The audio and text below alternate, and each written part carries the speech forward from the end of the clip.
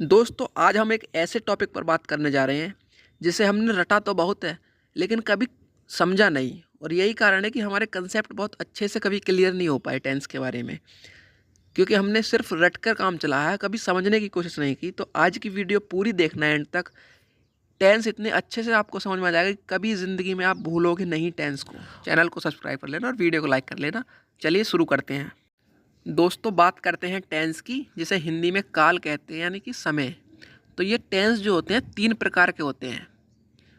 इन्हें हम 3 प्रकार से विभाजित करते हैं। नंबर 1 होता है प्रेजेंट टेंस, जिसे हम वर्तमान काल कहते हैं। इसका मतलब होता है जो अभी है, उसे हम प्रेजेंट टेंस कहते हैं। नंबर 2 पर आता है दोस्तों पास्ट टेंस, यानी कि भूतकाल, जो बीत चुका है, उसे हम पास्ट टेंस कहते हैं, जो पीछे जा चुका है। और नंबर 3 पर आता है दोस्तों फ्यूचर टेंस, यानी भविष्य काल। इसका मतलब होता है जो आगे होने वाला है या जो आगे आने वाला है, उसे हम फ्यूचर टेंस कहते हैं। तो ये टेंस को हम 3 टाइप से विभाजित करते हैं। अब आता है कि टेंस में प्रेजेंट टेंस, पास्ट टेंस और फ्यूचर टेंस के भी 4 प्रकार होते हैं। और तो वो देखते हैं कि कौन से होते हैं। सबसे पहला होता है इंडेफिनिट, जो समय अनिश्चित होता है। इसमें कार्य लगातार या रुक रुक कर होते हैं। कार्य शुरू होने और समाप्त होने का कुछ पता नहीं होता। जैसे इसका एग्जाम्पल देखते हैं, मैं क्रिकेट खेलता हूँ। इसमें हमें कुछ नहीं पता कि मैं कब से खेलना स्टार्ट करता हूँ और कब खेलना बंद करता हूँ, पर यह पता है कि क्रिकेट खेलता हूँ। तो ये हो गया इंडेफिनिट। दूसरा आता है कॉन्टीन्यूअस, यानी बात कहने के समय कार्य हो रहा होता है। इसका एग्जाम्पल होता है मैं पढ़ रहा हूँ या तुम गाना गा रहे थे। तो इसमें जब हम जो बात बोल रहे हैं उस समय ये कार्य हो रहे थे। नंबर 3 पे आ जाता है परफेक्ट। इसमें होता है कि बात कहते समय कार्य पूरा हो चुका होता है। इसका एग्जाम्पल है मैं खाना खा चुका हूँ, मैं सो चुका था। इसका मतलब जब मैं बोल रहा हूँ तो वो काम हो चुका था उस समय। नंबर 4 पर दोस्तों आता है परफेक्ट कॉन्टीन्यूअस। इसमें होता है कि कार्य होते हुए कुछ समय हो चुका होता है तथा कार्य अभी भी चल रहा होता है। इसका एग्जाम्पल देखते हैं, जैसे मैं 1 घंटे से पढ़ रहा हूँ या वह 10 मिनट से खाना खा रहा था। इसका मतलब ये जब हम बोल रहे हैं तो उस समय कुछ काम तो हो चुका था पहले ही और अभी भी कार्य चल रहा था। तो ये होते हैं प्रेजेंट, पास्ट और फ्यूचर के 4 टाइप्स। अब हम देखते हैं टाइप्स ऑफ सेंटेंसेस, यानी वाक्यों के प्रकार। यानी हम कोई वाक्य बोलते हैं तो उसे कितने प्रकार से हम बोल सकते हैं। तो सबसे पहले देखते हैं, इसके 3 टाइप्स होते हैं दोस्तों। पहला होता है अफर्मेटिव, यानी सकारात्मक वाक्य। इसमें बिल्कुल नॉर्मल हम पॉजिटिव स्टेटमेंट देते हैं, जैसे मैं खाना खाता हूँ, तुम बाजार जा रहे थे, हम कल दिल्ली जाएंगे। इसमें बिल्कुल नॉर्मल सीधी सीधी बात हमने बता दी है। तो इसे बोलते हैं हम अफर्मेटिव सेंटेंस या सकारात्मक वाक्य। नंबर 2 पर आता है नेगेटिव सेंटेंस, यानी नकारात्मक वाक्य। इसमें हम ना या नहीं जैसे शब्दों का यूज़ करते हैं।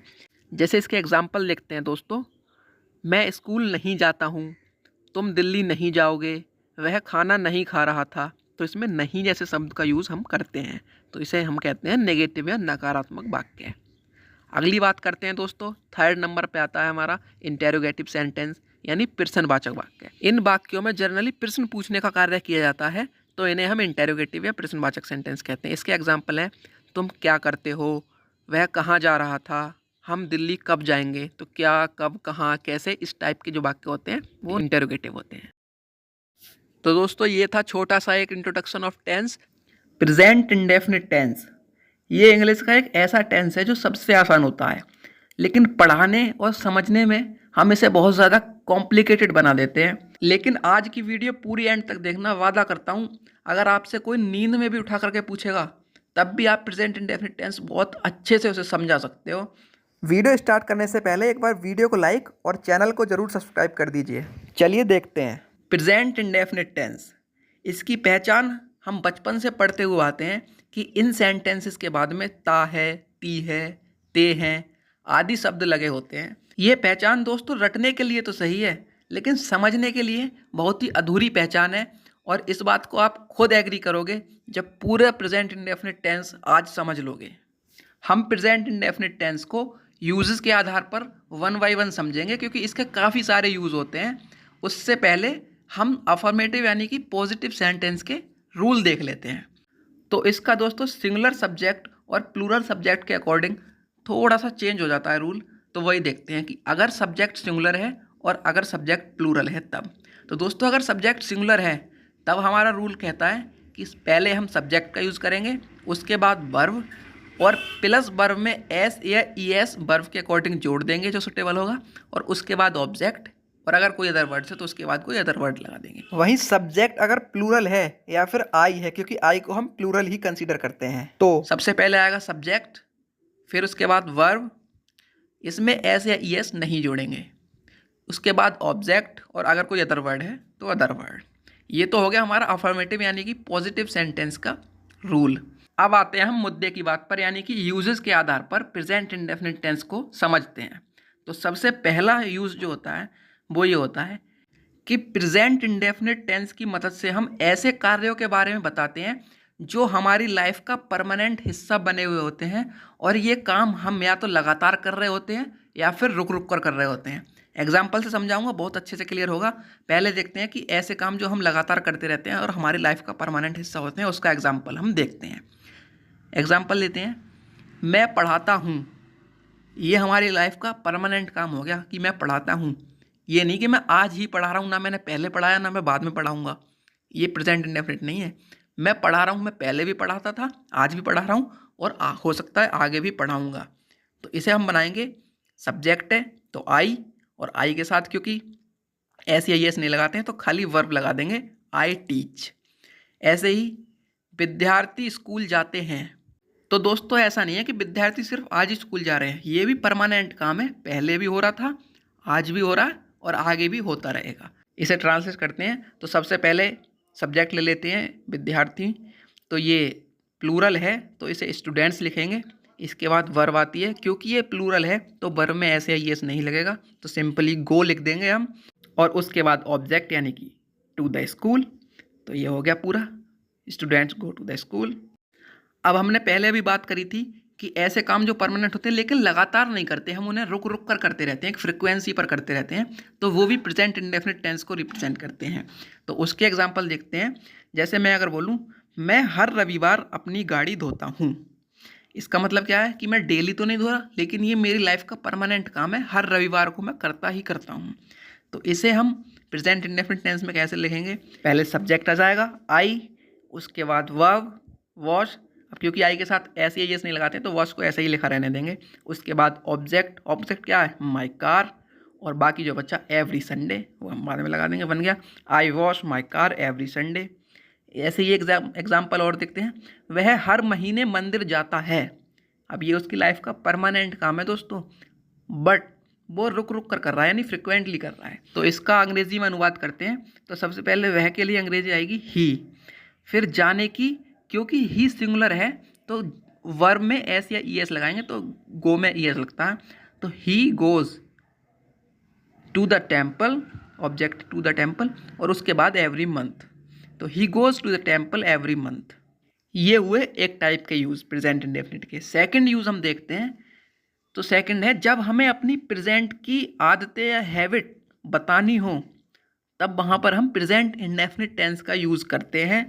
एग्जाम्पल से बहुत जल्दी क्लियर होने वाला है। एग्जाम्पल देखते हैं, जैसे मैं बोलूँ मैं सुबह जल्दी उठता हूँ, तो ये मेरी आदत हो गई ना कि मैं सुबह जल्दी उठता हूँ।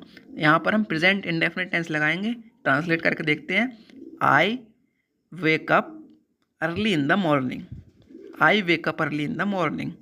ऐसे ही अगर कोई बोले वह रोज़ टहलने जाता है, तो ये उसकी आदत हो गई कि वह रोज़ टहलने जाता है। अब इसे ट्रांसलेट करते हैं हम, तो ही, अब ही सिंगुलर है तो जाने के लिए गो वर्ब में ई एस लगा देंगे, तो he goes for a walk daily. ये इसका ट्रांसलेशन हो जाएगा। अगला यूज़ हम देखते हैं कि ऐसे काम जो होंगे तो फ्यूचर में, लेकिन उनका शेड्यूल अभी से ही फिक्स कर दिया गया है, उन्हें भी हम प्रेजेंट इंडेफिनिट टेंस में ही बोलते हैं। फॉर एग्जाम्पल, ट्रेन स्टेशन से 5 बजे छूटेगी, क्योंकि अब ये फ्यूचर में छूटेगी लेकिन इसका शेड्यूल अभी से ही निर्धारित कर दिया गया है, तो इसे हम प्रेजेंट इंडेफिनिट टेंस में ऐसे बोलेंगे। सबसे पहले सब्जेक्ट आएगा यानी ट्रेन, अब ट्रेन सिंगुलर है तो छूटने की वर्ब यानी लीव में एस लगा देंगे।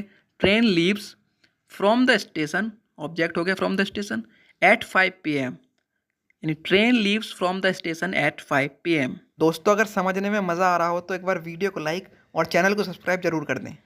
प्रेजेंट इंडेफिनिट के अगर नेक्स्ट यूज़ की बात करें, तो ऐसी घटनाएं जो यूनिवर्सल ट्रुथ होती हैं यानी अटल सत्य होती हैं, उन्हें भी हम प्रेजेंट इंडेफिनिट टेंस में ही बोलते या लिखते हैं।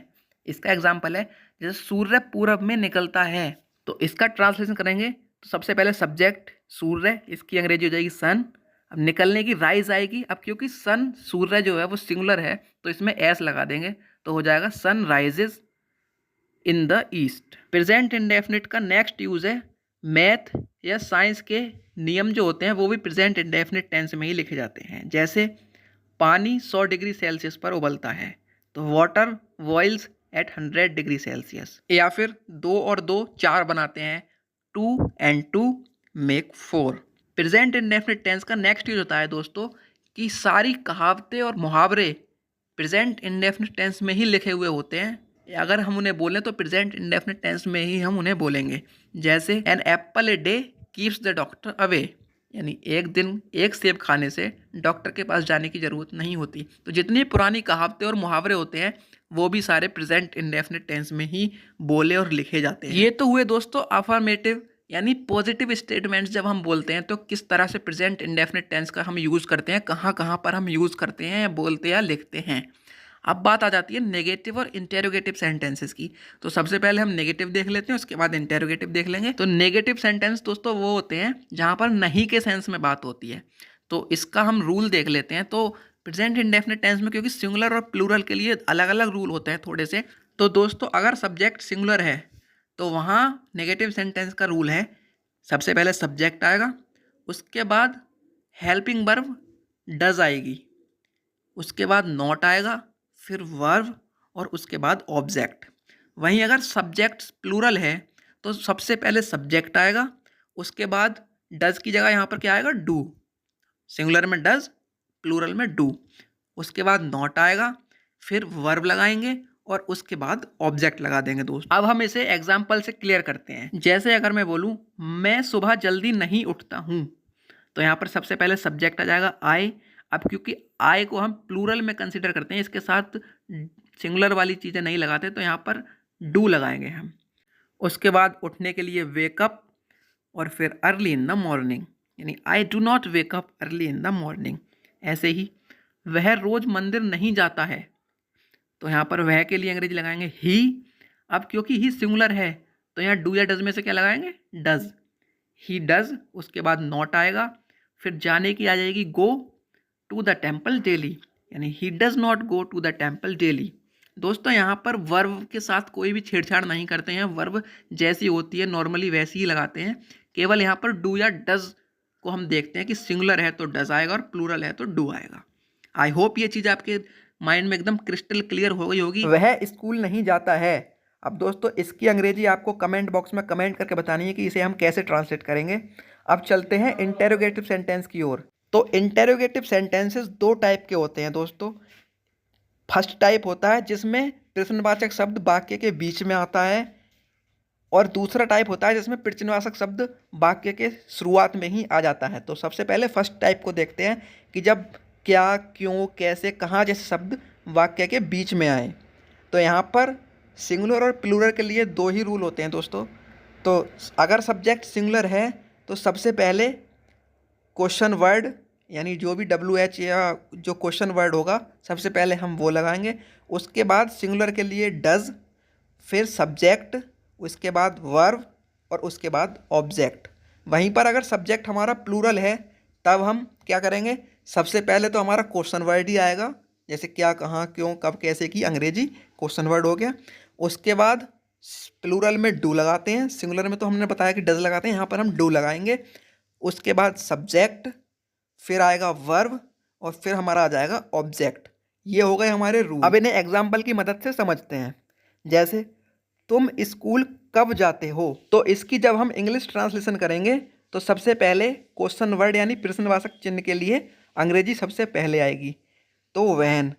अब क्योंकि सब्जेक्ट प्लूरल है तो यहाँ पर डू का यूज़ करेंगे, तो व्हेन डू। अब सब्जेक्ट लगा देंगे यू, अब वर्ब आएगा गो, फिर उसके बाद ऑब्जेक्ट आ जाएगा टू स्कूल, तो क्या हो जाएगा when do you go to school. एक सेंटेंस और देखते हैं, वह क्रिकेट क्यों खेलता है, तो यहाँ पर सबसे पहले क्यों की अंग्रेजी आएगी वाई, वाई आ गई। उसके बाद क्योंकि वह सिंगुलर है तो यहाँ पर डू या डज में से क्या आएगा दोस्तों, जी हाँ डज।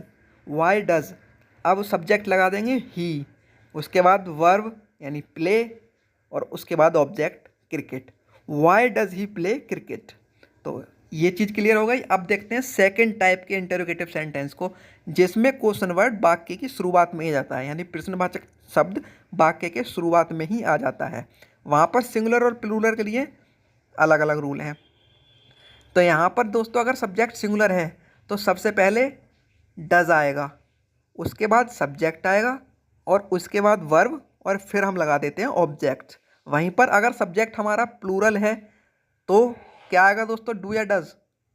यस दोस्तों, प्लूरल के लिए हमेशा से ही डू लगाते हैं, तो यहाँ पर भी सबसे पहले आ जाएगा डू, उसके बाद आ जाएगा सब्जेक्ट, फिर आएगा हमारा वर्ब और उसके बाद ऑब्जेक्ट। तो इसके लिए एग्जांपल देखते हैं। क्या तुम स्कूल जाते हो? तो यहाँ पर सबसे पहले हमारा देखो दोस्तों क्या आ गया, ये यानी प्रश्नवाचक चिन्ह सबसे पहले आ गया। तो यहाँ पर हम पहले लगाएंगे क्योंकि तुम जो है वो प्लूरल है, तो इसलिए सबसे पहले आ जाएगा डू। उसके बाद हम सब्जेक्ट लगाएंगे तो क्या आ जाएगा, यू। फिर वर्ब लगाएंगे गो और उसके बाद ऑब्जेक्ट टू स्कूल, यानी do you go to school. ऐसे ही एक और सेंटेंस देखते हैं। क्या वह रोजाना यहाँ आता है? तो इसके लिए वह क्या है, सिंगुलर है ना, तो यहाँ पर हम क्या लगाएंगे, डज। डज, उसके बाद लगाएंगे ही, सब्जेक्ट हो गया ना ही, डज ही। फिर वर्ब आ जाएगी कम, उसके बाद हेयर एवरी डे, यानी does he come here every day. तो ये हो गया सेकंड टाइप। अब दोस्तों कुछ सेंटेंसेस मैं आपको दे रहा हूँ, ये आप बनाइएगा और नीचे कमेंट बॉक्स में मुझे आंसर बताइएगा दोस्तों। सबसे पहला सेंटेंस है राम स्कूल जाता है। सेकंड है तुम क्रिकेट खेलते हो। थर्ड है मोहन बाजार नहीं जाता है। फोर्थ सेंटेंस इज तुम कब पढ़ते हो। और फिफ्थ वन इज क्या तुम रोज नहाते हो। इन सेंटेंसेस को अंग्रेजी में ट्रांसलेट करके कमेंट बॉक्स में कमेंट करें।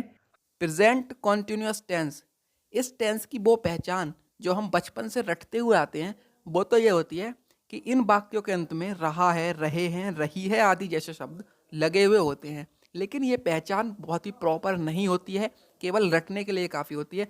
और क्योंकि हम यहाँ रटने नहीं आए हैं तो हम बहुत ही स्टेप बाय स्टेप समझेंगे कि आखिर प्रेजेंट कॉन्टिन्यूअस टेंस हम कहाँ बोलते हैं, क्या ज़रूरत होती है कि हम प्रेजेंट कॉन्टिन्यूअस टेंस में बात को कहते हैं और कहाँ पर इसका यूज़ होता है।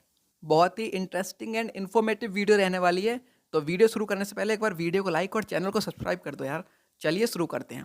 तो सबसे पहले हम देख लेते हैं इसकी जो बेसिक स्ट्रक्चर होता है सेंटेंस का वो क्या होता है, अफर्मेटिव सेंटेंस यानी पॉजिटिव स्टेटमेंट का। तो दोस्तों प्रेजेंट कॉन्टिन्यूअस टेंस में सिंगुलर सब्जेक्ट, प्लूरल सब्जेक्ट और आई के अकॉर्डिंग हेल्पिंग वर्ब चेंज हो जाती है, इज, आर, एम हो जाती है। बाकी पूरे सेंटेंस का स्ट्रक्चर सेम रहता है। तो हम वही देखते हैं कि अगर सब्जेक्ट सिंगुलर है यानी ही, सी, इट या किसी का सिंगुलर नाम, नाउन हो कोई भी, तो वहाँ पर स्ट्रक्चर क्या होता है कि सबसे पहले सब्जेक्ट लगाते हैं हम, उसके बाद सिंगुलर के लिए इज़ का यूज़ करते हैं हम, हेल्पिंग वर्ब जो होती है हमारी वो इज़ हो जाएगी। फिर वर्ब, और वर्ब में हम आईएनजी जोड़ देते हैं और उसके बाद ऑब्जेक्ट। वहीं प्लूरल अगर सब्जेक्ट है यू, दे या फिर कोई दो लोग हैं, किसी मतलब एक से ज़्यादा के लिए हम बात कर रहे हैं, तो वहाँ पर सब्जेक्ट आएगा सबसे पहले, इज की जगह यहाँ पर प्लूरल में आर हो जाता है हेल्पिंग वर्ब, और उसके बाद सेम स्ट्रक्चर रहता है वर्ब प्लस आईएनजी और प्लस ऑब्जेक्ट। वहीं पर आई के लिए अलग से होता है, यानी मैं, जब आई की बात करते हैं तो हम आई के साथ हेल्पिंग वर्ब एम लगाते हैं और उसके बाद सेम वही verb plus ING plus object. तो ये तो हो गया हमारा बेसिक सेंटेंस का स्ट्रक्चर। तो अब प्रेजेंट कॉन्टिन्यूअस टेंस को हम प्रैक्टिकली यूज के आधार पर समझते हैं। तो देखिए जिस पॉइंट ऑफ टाइम पर हम कुछ बोल रहे होते हैं या कुछ कहा जा रहा होता है, उस एग्जैक्ट पॉइंट ऑफ टाइम पर क्या चल रहा है, क्या हो रहा है प्रेजेंट में, ये बताने के लिए हम प्रेजेंट कॉन्टिन्यूअस टेंस का यूज करते हैं। साथ ही ये काम टेम्पररी होते हैं, जैसे प्रेजेंट इंडेफिनिट में हमने पिछली वीडियो में पढ़ा था कि वो परमानेंट काम होते हैं, यहाँ पर ये काम टेम्पररी होते हैं, what is short period of time के लिए होते हैं। अगर आपने इंडेफिनिट वाली वीडियो नहीं देखी है तो नीचे डिस्क्रिप्शन में लिंक दे दूंगा, जा करके देख लीजिए। तो ये काम टेम्पररी होते हैं प्लस इनकम्प्लीट होते हैं, मतलब जिस पॉइंट ऑफ टाइम पर हम किसी काम के बारे में बोल रहे होते हैं, बता रहे होते हैं, तब तक वो पूरा नहीं हुआ होता है, चल रहा होता है, तो वहाँ पर हम प्रेजेंट कॉन्टिन्यूअस टेंस का यूज़ करते हैं। तो आई होप ये चीज़ आपको समझ आई होगी। अब एग्जाम्पल से देखते हैं। जैसे एग्जाम्पल लेता हूँ, मैं खाना खा रहा हूँ। तो जिस समय ये बोल रहा हूँ कि मैं खाना खा रहा हूँ, एग्जैक्ट पॉइंट ऑफ टाइम पर मैं खाना ही खा रहा हूँ, ऐसा नहीं है कि मैंने पहले खाना खा लिया या मैं बाद में खा रहा हूँ, जब मैं बोल रहा हूँ उसी समय मैं खाना खा रहा हूँ। तो इसका ट्रांसलेट करते हैं इंग्लिश में। तो मैं के लिए सबसे पहले इंग्लिश आ जाएगी आई, सब्जेक्ट हो जाएगा आई, क्योंकि अब आई के साथ जो हेल्पिंग वर्ब आती है वो एम आएगी, तो एम लगा देते हैं। फिर खाने की जो वर्ब होती है वो ईट होती है, लेकिन वर्ब में आई एन जी लगाते हैं, तो ईटिंग, और फिर ऑब्जेक्ट द फूड, तो हो जाएगा I am eating the food. ऐसे ही एक और देखते हैं, राधा कपड़े धो रही है, तो सब्जेक्ट आ जाएगा राधा, फिर क्योंकि सिंगुलर है तो यहाँ पर हेल्पिंग वर्ब इज आएगी, तो इज लगा देते हैं। फिर कपड़े धोने की वॉश आती है, लेकिन इसमें आई एन जी जोड़ेंगे, तो वॉशिंग, और फिर ऑब्जेक्ट द क्लॉथ, तो हो जाएगा Radha is washing the clothes. ये तो हुआ हमारा पॉजिटिव यानी अफर्मेटिव सेंटेंसेस के बारे में। अब नेगेटिव सेंटेंसेस के बारे में और देख लेते हैं, जहाँ पर नहीं जैसे शब्दों का प्रयोग होता है और नहीं के सेंस में हम बात कर रहे हैं, मना करने के सेंस में। तो उसके लिए जो सेंटेंस स्ट्रक्चर है पहले वो देख लेते हैं।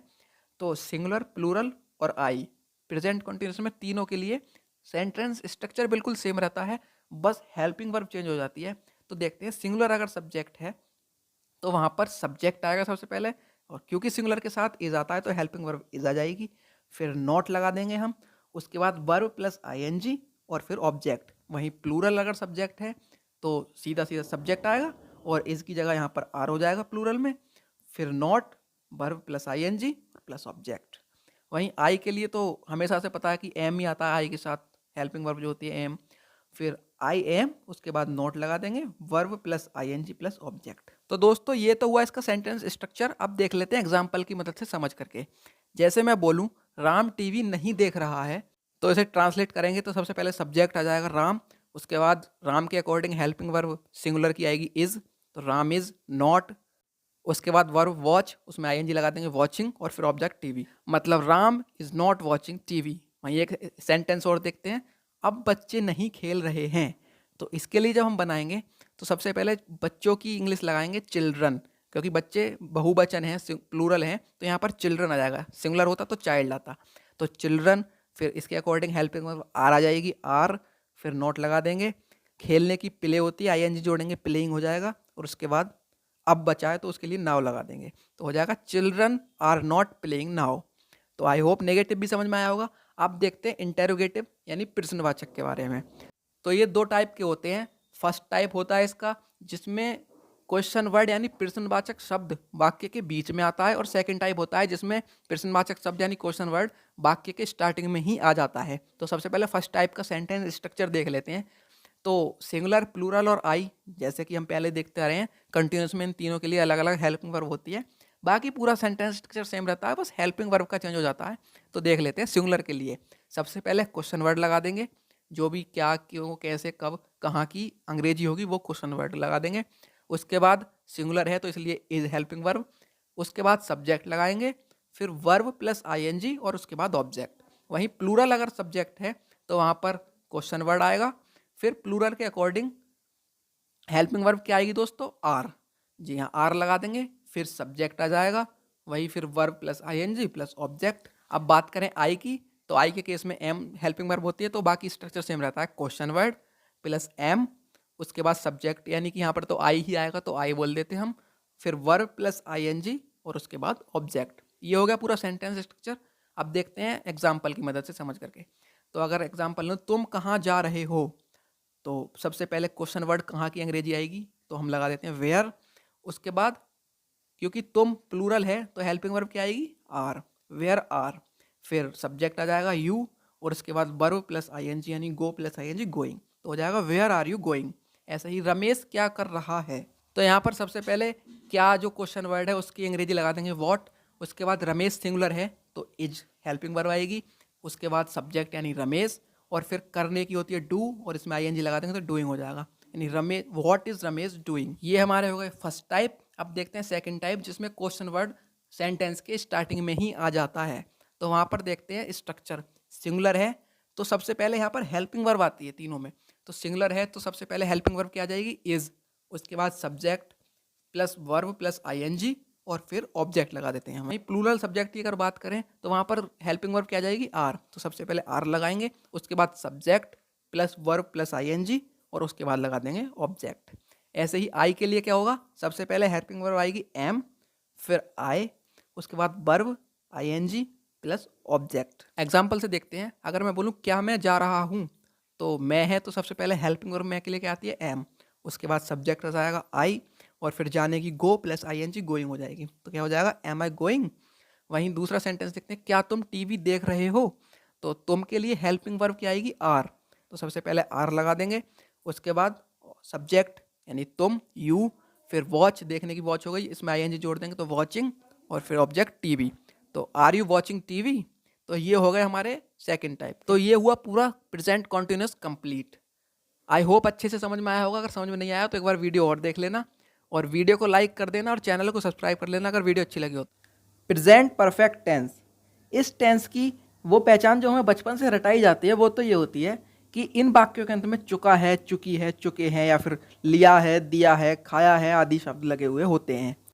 लेकिन हम यहाँ पर उसकी पहचान रखने की बजाय पहचान को साइड में रखते हुए हर टेंस को उसके प्रयोग के आधार पर समझने की कोशिश करते हैं। जैसे कि इससे पहले हमने प्रेजेंट इंडेफिनिट और प्रेजेंट कॉन्टिन्यूस को बहुत अच्छे से समझा था और बहुत अच्छे से उसके यूजेस को जाना था। तो अगर आप उन वीडियोस को देखना चाहते हैं तो लिंक मैंने डिस्क्रिप्शन में दे दिया है, जा करके चेक कर लेना। तो अब हम प्रेजेंट परफेक्ट टेंस को भी उसी तरह से यूजेस के आधार पर बहुत अच्छे से समझेंगे। लेकिन उससे पहले हम प्रेजेंट परफेक्ट टेंस का बेसिक सेंटेंस स्ट्रक्चर समझ लेते हैं, जिससे अब जब हम आगे समझ रहे होंगे तो वहाँ पर हम ट्रांसलेट करने में भी ये स्ट्रक्चर हमारी हेल्प करेगा। तो देखते हैं कि अगर हमारा सब्जेक्ट सिंगुलर यानी एक वचन है तो वहाँ पर हम सबसे पहले सब्जेक्ट लगाते हैं, उसके बाद हैज़ लगाते हैं, फिर वर्ब की थर्ड फॉर्म और फिर ऑब्जेक्ट लगा देते हैं। वहीं अगर सब्जेक्ट प्लूरल यानी बहुवचन है तो पूरा स्ट्रक्चर सेम रहता है, बस हैज़ के स्थान पर हम हैव का प्रयोग करते हैं हेल्पिंग वर्ब में। तो जैसे देखते हैं कि सबसे पहले सब्जेक्ट लगा देंगे, उसके बाद हैज़ की जगह हैव लगा देंगे, फिर वर्ब की थर्ड फॉर्म और फिर ऑब्जेक्ट। तो ये हमारा बेसिक सेंटेंस स्ट्रक्चर हो गया प्रेजेंट परफेक्ट टेंस का। तो चलिए देखते हैं कि प्रेजेंट परफेक्ट टेंस का यूज़ हम कहाँ करते हैं और क्या इसका प्रयोग होता है। तो सबसे पहले जैसा कि प्रेजेंट परफेक्ट टेंस यानी कि परफेक्ट से हमें समझ में आ रहा है कि पूरा होने की एक मीनिंग दे रहा है वो, तो प्रेजेंट यानी वर्तमान के ऐसे काम जो बात बोलने या कहने से कुछ ही समय पहले पूर्ण हुए होते हैं, उन्हें हम प्रेजेंट परफेक्ट टेंस की मदद से बोलते हैं या प्रेजेंट परफेक्ट टेंस की मदद से ट्रांसलेट करते हैं। जैसे मैंने खाना खा लिया है, तो इसका मतलब ये है कि मैंने अभी जस्ट 5 मिनट पहले या 10 मिनट पहले खाना खाया है, या हो सकता है जिस टाइम मैं बोल रहा हूँ उससे बस कुछ ही सेकंड पहले मैंने खाना खाने के काम जो है फिनिश किया हो। तो सिंपली समझें तो वही कि प्रेजेंट में ही हम अगर कोई काम पूरा कर लेते हैं थोड़ी देर पहले या कुछ समय पहले, तो वो हम प्रेजेंट परफेक्ट टेंस की मदद से बता देते हैं कि हमने प्रेजेंट में ये काम पूरा कर लिया है। दूसरा प्रयोग अगर हम प्रेजेंट परफेक्ट टेंस का देखें तो ऐसे काम जो हो तो पास्ट में पूरे गए हों लेकिन उनका संबंध वर्तमान से हो, अर्थात पास्ट के ऐसे काम जो प्रेजेंट को अफेक्ट कर रहे हों, वहाँ पर भी हम प्रेजेंट परफेक्ट टेंस का यूज़ करते हैं उन पास्ट के कामों को दिखाने के लिए। एग्जाम्पल से समझते हैं, जैसे मैं बोलूँ हमारी पसंदीदा पार्टी इलेक्शन जीत गई इसलिए हम खुश हैं। अब क्योंकि पसंदीदा पार्टी इलेक्शन जीती तो ये तो काम पास्ट का हो गया, लेकिन इसका इफेक्ट वर्तमान में दिखाई दे रहा है कि हम खुश हैं। तो इसे जब ट्रांसलेट करेंगे तो सबसे पहले हम पास्ट के काम को प्रेजेंट परफेक्ट टेंस में लिखेंगे, तो हम लिखेंगे आवर फेवरेट पार्टी, ये तो हो गया सब्जेक्ट। अब लगा देंगे हेल्पिंग वर्ब, अब सिंगुलर है पार्टी तो हैज़ लगा देंगे, फिर उसके बाद वर्ब विन की थर्ड फॉर्म होती है वॉन, तो वॉन लगा देंगे। अब ऑब्जेक्ट द इलेक्शन, इसलिए हम खुश हैं, सो वी आर हैप्पी, तो हो जाएगा our favourite party has won the election so we are happy. I hope ये चीज़ आपको समझ आई होगी। अब इसका थर्ड यूज़ देख लेते हैं दोस्तों। तो अपने पास्ट के एक्सपीरियंसेस, अपनी पढ़ाई की, हमने पढ़ाई में क्या किया हुआ है, तो इन सब चीज़ों के बारे में बताने के लिए भी प्रेजेंट परफेक्ट टेंस का यूज़ करते हैं। जैसे अगर मैं बोलूँ कि मैंने गणित से परास्नातक किया है, तो मैं बोलूँगा I have done post graduation in mathematics. तो ये तो हमने समझा प्रेजेंट परफेक्ट टेंस को यूजेस के आधार पर कि हम कहाँ कहाँ पर इसका यूज़ करते हैं। अब देख लेते हैं नेगेटिव सेंटेंसेस किस तरह से हम इसे ट्रांसलेट करते हैं और क्या इसका सेंटेंस स्ट्रक्चर होता है। तो वही सिंगुलर और प्लूरल सब्जेक्ट के अकॉर्डिंग हेल्पिंग वर्ब अलग अलग हो जाती है इसमें। तो देखते हैं, सब्जेक्ट अगर सिंगुलर है तब हम वहाँ पर लगाएंगे सब्जेक्ट, उसके बाद हेल्पिंग वर्ब हैज़ आ जाएगी और उसके बाद नॉट लगाएंगे, फिर वर्ब की थर्ड फॉर्म और फिर ऑब्जेक्ट। भाई सब्जेक्ट अगर प्लूरल है हमारा तो सब्जेक्ट और यहाँ पर हैज़ की जगह यहाँ पर भी प्लूरल में हैव कर देंगे और उसके बाद नॉट, फिर वर्ब की थर्ड फॉर्म और उसके बाद ऑब्जेक्ट आ जाएगा। अब देखते हैं दोस्तों एग्जाम्पल की मदद से इसे समझ करके। अगर मैं बोलूँ मैंने खाना नहीं खाया है, तो यहाँ पर मुझे क्या लिखना होगा, सबसे पहले मैंने की अंग्रेजी लगानी होगी आई, फिर उसके बाद क्योंकि आई के साथ हेल्पिंग वर्ब हैव आ जाएगी, फिर नॉट लगा देंगे हम, उसके बाद खाने की थर्ड फॉर्म ईटन और फिर द फूड। तो ये हो जाएगा I have not eaten the food. वहीं अगर एक सेंटेंस और देखें, अगर मैं बोलूँ वह स्कूल नहीं आया है, तो हम लिखेंगे सबसे पहले वह के लिए हम ही लगा देंगे, फिर क्योंकि सिंगुलर है तो हैज़ लगाएंगे, उसके बाद नॉट और फिर कम की थर्ड फॉर्म कमी होती है तो कम लगा देंगे और फिर school. He has not come school. अब देख लेते हैं दोस्तों इंटेरोगेटिव यानी प्रश्नवाचक के लिए। तो सबसे पहले प्रश्नवाचक में दो टाइप होते हैं, जिसमें फर्स्ट टाइप जिसमें क्वेश्चन वर्ड वाक्य के बीच में आता है, और सेकंड टाइप जिसमें क्वेश्चन वर्ड वाक्य के शुरुआत में ही आ जाता है। तो पहले फर्स्ट टाइप देख लेते हैं। वहाँ पर अगर सिंगुलर सब्जेक्ट है तो सबसे पहले क्वेश्चन वर्ड जो भी हमारा क्या, क्यों, कब, कैसे की अंग्रेजी होगी वो, उसके बाद सिंगुलर के लिए हेल्पिंग वर्ब हैज़ आती है यूजुअल, फिर हम लगा देंगे सब्जेक्ट, फिर वर्ब की थर्ड फॉर्म और उसके बाद ऑब्जेक्ट। वहीं पर प्लूरल अगर सब्जेक्ट है तो सबसे पहले क्वेश्चन वर्ड, उसके बाद प्लूरल के लिए हेल्पिंग वर्ब हैव आ जाएगी, उसके बाद सब्जेक्ट, फिर वर्ब की थर्ड फॉर्म और उसके बाद ऑब्जेक्ट आ जाएगा। एग्जाम्पल से देख लेते हैं दोस्तों। अगर मैं बोलूँ राघव कहाँ गया है, तो मैं यहाँ पर बोलूँगा सबसे पहले कहाँ के लिए क्वेश्चन वर्ड के लिए सबसे पहले इंग्लिश आएगी वेयर, उसके बाद हेल्पिंग वर्ब हैज़ आ जाएगी हमारी, सिंगुलर है तो, उसके बाद सब्जेक्ट राघव आ जाएगा और फिर जाने की थर्ड फॉर्म गॉन आ जाएगी। तो हो जाएगा वेयर हैज़ राघव गॉन। ऐसे ही एक सेंटेंस और देखते हैं, बच्चों ने क्या किया है। तो सबसे पहले क्वेश्चन वर्ड क्या की अंग्रेजी आ जाएगी व्हाट, उसके बाद बच्चे जो है वो प्लूरल है तो यहाँ पर हैव आ जाएगा, उसके बाद सब्जेक्ट द चिल्ड्रन और फिर डन। तो what have the children done. तो ये हुआ हमारा फर्स्ट टाइप। अब देखते हैं सेकंड टाइप के लिए, जिसमें क्वेश्चन वर्ड जो है वाक्य की स्टार्टिंग में ही आ जाता है। तो यहाँ पर सेंटेंस स्ट्रक्चर देखते हैं इसका। सिंगुलर है तो सबसे पहले यहाँ पर क्योंकि हेल्पिंग वर्ब आती है तो सिंगुलर के लिए हैज़ आती है तो इसमें हैज़ आ जाएगा, उसके बाद सब्जेक्ट आएगा, फिर वर्ब की थर्ड फॉर्म और उसके बाद ऑब्जेक्ट। वहीं प्लूरल है तो हैज़ की जगह क्या हो जाएगा हैव, और बाकी सेंटेंस स्ट्रक्चर सेम रहेगा, सब्जेक्ट प्लस वर्ब की थर्ड फॉर्म प्लस ऑब्जेक्ट। तो इसे भी एग्जाम्पल की मदद से समझ लेते हैं कि अगर मैं बोलूँ क्या तुम दिल्ली गए हो, तो मैं यहाँ पर बोलूँगा सबसे पहले तुम, क्योंकि प्लूरल है तो यहाँ पर उसके अकॉर्डिंग हेल्पिंग वर्ब हैव आ जाएगी, फिर उसके बाद सब्जेक्ट यू, फिर जाने की थर्ड फॉर्म गॉन और उसके बाद ऑब्जेक्ट टू दिल्ली। तो ये हो जाएगा have you gone to Delhi. फिर अगर अगला सेंटेंस हम देखें तो मैं अगर बोलूँ क्या उसने खाना खा लिया है, तो उसने क्योंकि सिंगुलर है तो यहाँ पर हेल्पिंग वर्ब क्या आ जाएगी हैज़, उसके बाद सब्जेक्ट ही, फिर खाने की जो वर्ब होती है ईट उसकी थर्ड फॉर्म ईटन, फिर ऑब्जेक्ट द फूड। तो ये हो जाएगा has he eaten the food. तो दोस्तों ये हमारा पूरा प्रेजेंट परफेक्ट टेंस कंप्लीट होता है। प्रेजेंट परफेक्ट कॉन्टिन्यूस टेंस, इस टेंस की रट्टाफिकेशन वाली पहचान तो यही होती है कि इन वाक्यों के अंत में रहा है, रही है जैसे शब्द लगे होते हैं और साथ में टाइम दिया होता है। लेकिन जैसा कि हम हर टेंस की क्लास में बोलते हैं कि हमें रटना नहीं समझना है, तो इस टेंस को भी हम आगे बहुत अच्छे से समझ रहे होंगे। साथ में प्रेजेंट परफेक्ट कॉन्टिन्यूस टेंस का एक बहुत बड़ा कन्फ्यूज़न कि कहाँ पर सिंस लगाना है और कहाँ पर फॉर लगाना है, ये कन्फ्यूज़न भी हम आज की इस वीडियो में दूर करेंगे। शुरू करने से पहले बता दूं कि हमने टेंस की एक प्लेलिस्ट बना रखी है जिसमें हमने सारे टेंसेस को बहुत अच्छे से समझकर कंप्लीट कर रहे हैं। अगर आप भी टेंसेस को बहुत अच्छे से समझकर कंप्लीट करना चाहते हैं तो इस प्लेलिस्ट की सारी वीडियोस को जरूर देखना।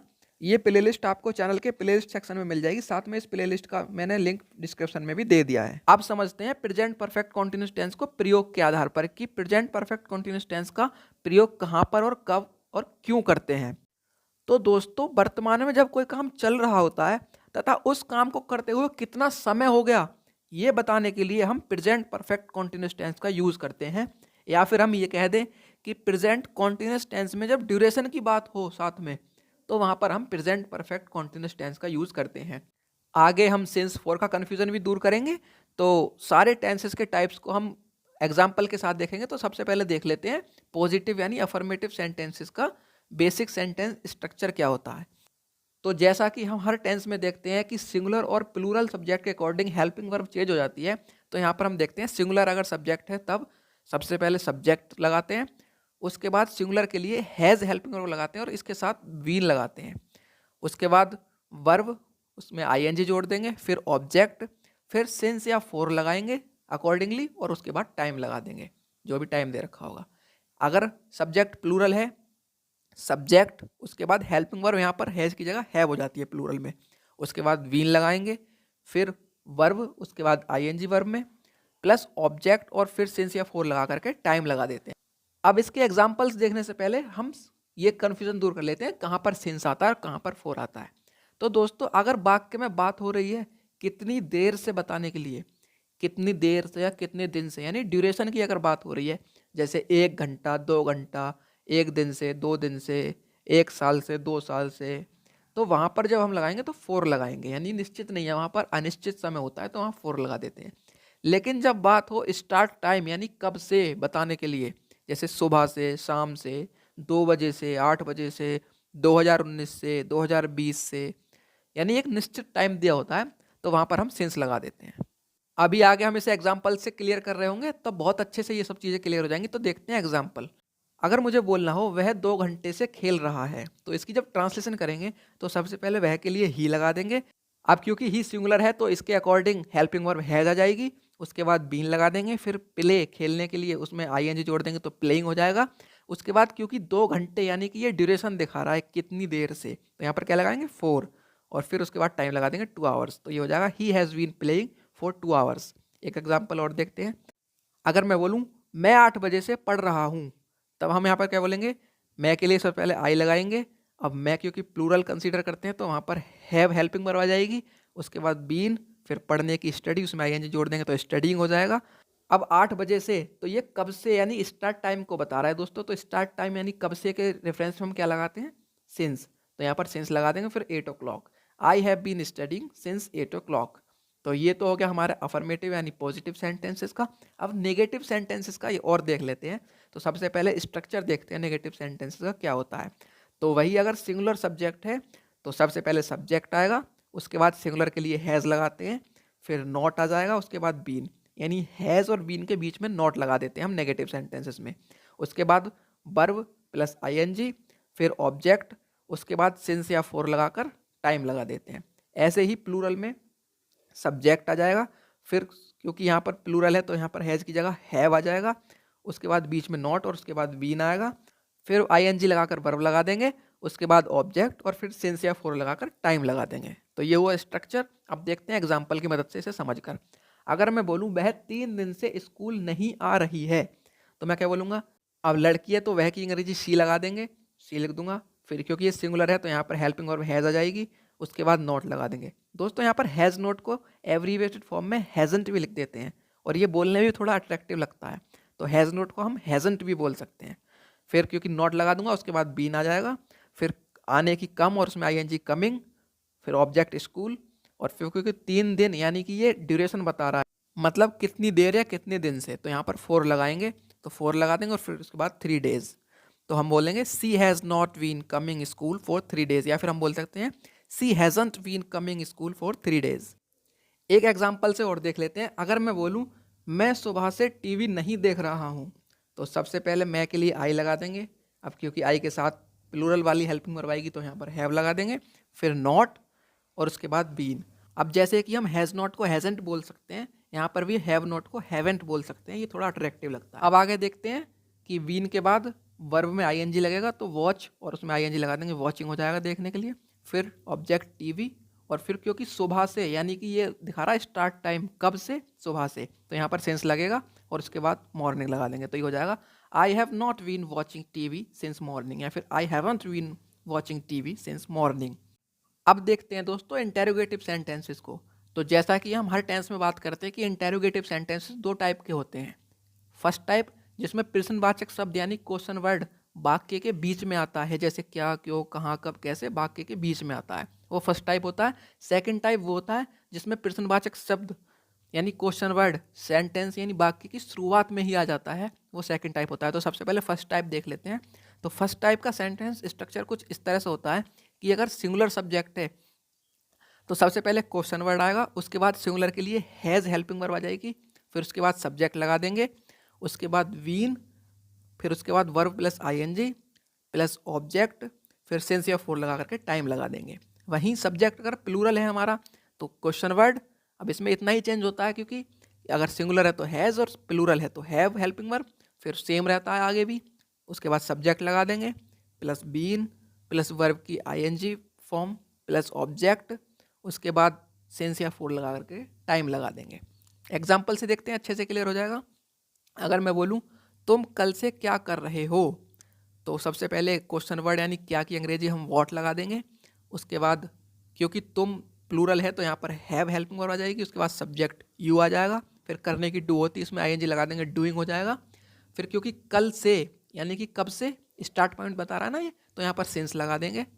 और फिर उसके बाद यस्टरडे, तो what you have doing since yesterday. एक सेंटेंस और देखते हैं कि वैभव 2 साल से कहाँ रह रहा है। अगर हम इसे ट्रांसलेट करें तो सबसे पहले कहाँ के लिए वेयर आ जाएगी। उसके बाद वैभव सिंगुलर है तो हेल्पिंग वर्ब हैज़ आ जाएगी। फिर सब्जेक्ट यानी वैभव, फिर उसके बाद वीन, फिर वर्ब लिव की आईएनजी लगा देंगे, लिविंग। फिर क्योंकि 2 साल यानी कि कितनी देर से कितने दिनों से, तो 2 साल यहाँ पर 4 लगाएंगे। उसके बाद 2 ईयर्स, तो where has Vaibhav been living for 2 years. अब दोस्तों एक चीज़ और आती है कि इंटेरोगेटिव सेंटेंस में अगर कोई नहीं जैसा शब्द बीच में आ जाए तो हम नहीं के लिए नॉट कहाँ पर लगाते हैं, तो वो इस एग्जाम्पल से क्लियर हो जाएगा। अगर मैं बोलूँ तुम 3 दिन से क्यों नहीं पढ़ रहे हो, तो सबसे पहले क्यों की अंग्रेजी आ जाएगी वाई। उसके बाद तुम है तो हेल्पिंग वर्ब हैव, फिर सब्जेक्ट यू। अब नॉट जो आएगा वो सब्जेक्ट और बीन के बीच में आता है, तो सब्जेक्ट के बाद नॉट लगा देंगे और उसके बाद बीन, फिर पढ़ने की स्टडी और आईएनजी लगा देंगे तो स्टडिंग हो जाएगा। अब 3 दिन से तो फॉर 3 डेज, तो ये हो जाएगा why have you not been studying for 3 days. I hope ये चीज़ क्लियर हुई होगी। अब देखते हैं दोस्तों सेकंड टाइप के बारे में कि जब क्वेश्चन वर्ड यानी प्रश्नवाचक शब्द वाक्य की शुरुआत में ही आए तो उसका स्ट्रक्चर क्या होता है और उसे किस तरह से ट्रांसलेट करते हैं। तो सबसे पहले सेंटेंस स्ट्रक्चर देखते हैं कि अगर सिंगुलर सब्जेक्ट है तो यहाँ पर सबसे पहले हेल्पिंग वर्ब आ जाती है हैज़। उसके बाद सब्जेक्ट आता है, फिर उसके बाद बीन, फिर वर्ब प्लस आईएनजी लगा देते हैं। उसके बाद ऑब्जेक्ट लगा देते हैं, फिर सिंस या फॉर लगा करके टाइम लगा देते हैं। वहीं अगर प्लूरल सब्जेक्ट हो तो सबसे पहले हैव हेल्पिंग वर्ब हो जाएगी। उसके बाद सब्जेक्ट, फिर बीन, उसके बाद वर्ब में आईएनजी लगा देंगे, फिर ऑब्जेक्ट लगा देंगे और सिंस या फॉर लगा करके टाइम लगा देंगे। एग्जाम्पल से समझ लेते हैं दोस्तों। अगर मैं बोलूँ क्या तुम 2 घंटे से आ रहे हो, तो सबसे पहले क्योंकि तुम प्लूरल है तो यहाँ पर हेल्पिंग वर्ब सबसे पहले आती है तो हम लगाएंगे हैव। उसके बाद सब्जेक्ट तुम के लिए यू लगा देंगे, फिर बीन आ जाएगा।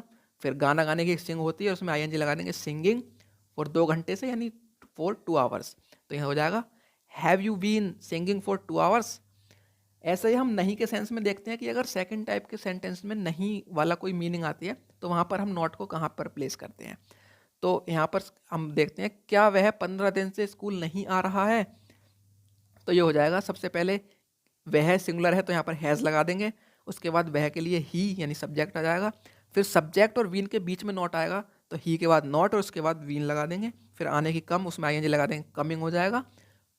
ऑब्जेक्ट स्कूल हो गया और फिर 4 लगा करके टाइम लगा देंगे 15 डेज, तो ये हो जाएगा has he not been coming school for 15 days. तो दोस्तों आई होप ये चीज़ बहुत अच्छे से क्लियर हो गई होगी। ये हमारा पूरा होता है present perfect continuous tense. Past indefinite tense, दोस्तों अगर इसकी पहचान की बात करें तो इसकी पहचान तो यही होती है कि इन वाक्यों के अंत में ता था, ते थे, ती थी, या फिर लिया था, दिया था, या फिर आया था, गया था, खाया था, पिया था, ऐसे शब्द लगे होते हैं जनरली। लेकिन हम इसे समझेंगे प्रयोग के आधार पर कि हम इसका प्रयोग कहाँ, कब और क्यों करते हैं। तो उससे पहले सेंटेंस स्ट्रक्चर देख लेते हैं। लेकिन क्या दोस्तों अभी तक आपने इस चैनल को सब्सक्राइब नहीं किया है तो जल्दी से चैनल को सब्सक्राइब करें और बेल आइकन भी प्रेस कर दें, और वीडियो अच्छी लगे तो वीडियो को लाइक करना बिल्कुल ना भूलें। चलिए देखते हैं सेंटेंस स्ट्रक्चर। तो सेंटेंस स्ट्रक्चर सिंपल होता है। अगर पॉजिटिव सेंटेंस अफर्मेटिव सेंटेंस है तो सबसे पहले सब्जेक्ट लगा देंगे, फिर उसके बाद वर्ब की सेकंड फॉर्म आ जाती है और फिर ऑब्जेक्ट। दोस्तों यहाँ पर मैं बता दूं पास्ट इंडेफिनिट टेंस का अफर्मेटिव सेंटेंस एक इकलौता ऐसा सेंटेंस होता है जहाँ पर हम वर्ब की सेकंड फॉर्म का यूज़ करते हैं, बाकी कहीं भी टेंस में वर्ब की सेकंड फॉर्म का यूज़ नहीं होता है। जी हाँ दोस्तों, अब देखते हैं कि हम पास्ट इंडेफिनिट टेंस को प्रयोग कहाँ, कब और क्यों करते हैं। तो सबसे पहले बात आ जाती है कि अगर कोई काम पास्ट में हो गया है और उसका हमें कोई समय निश्चित नहीं है, यानी कि सिंपली कोई काम पास्ट में हो गया है, तो हम उसे पास्ट इंडेफिनिट टेंस में लिख देंगे। जैसे मैं पढ़ लिया, अब मुझे नहीं पता कब पढ़ा कब नहीं पढ़ा, लेकिन ये है कि मैं पढ़ लिया, यानी कि ये काम पास्ट में हो चुका है।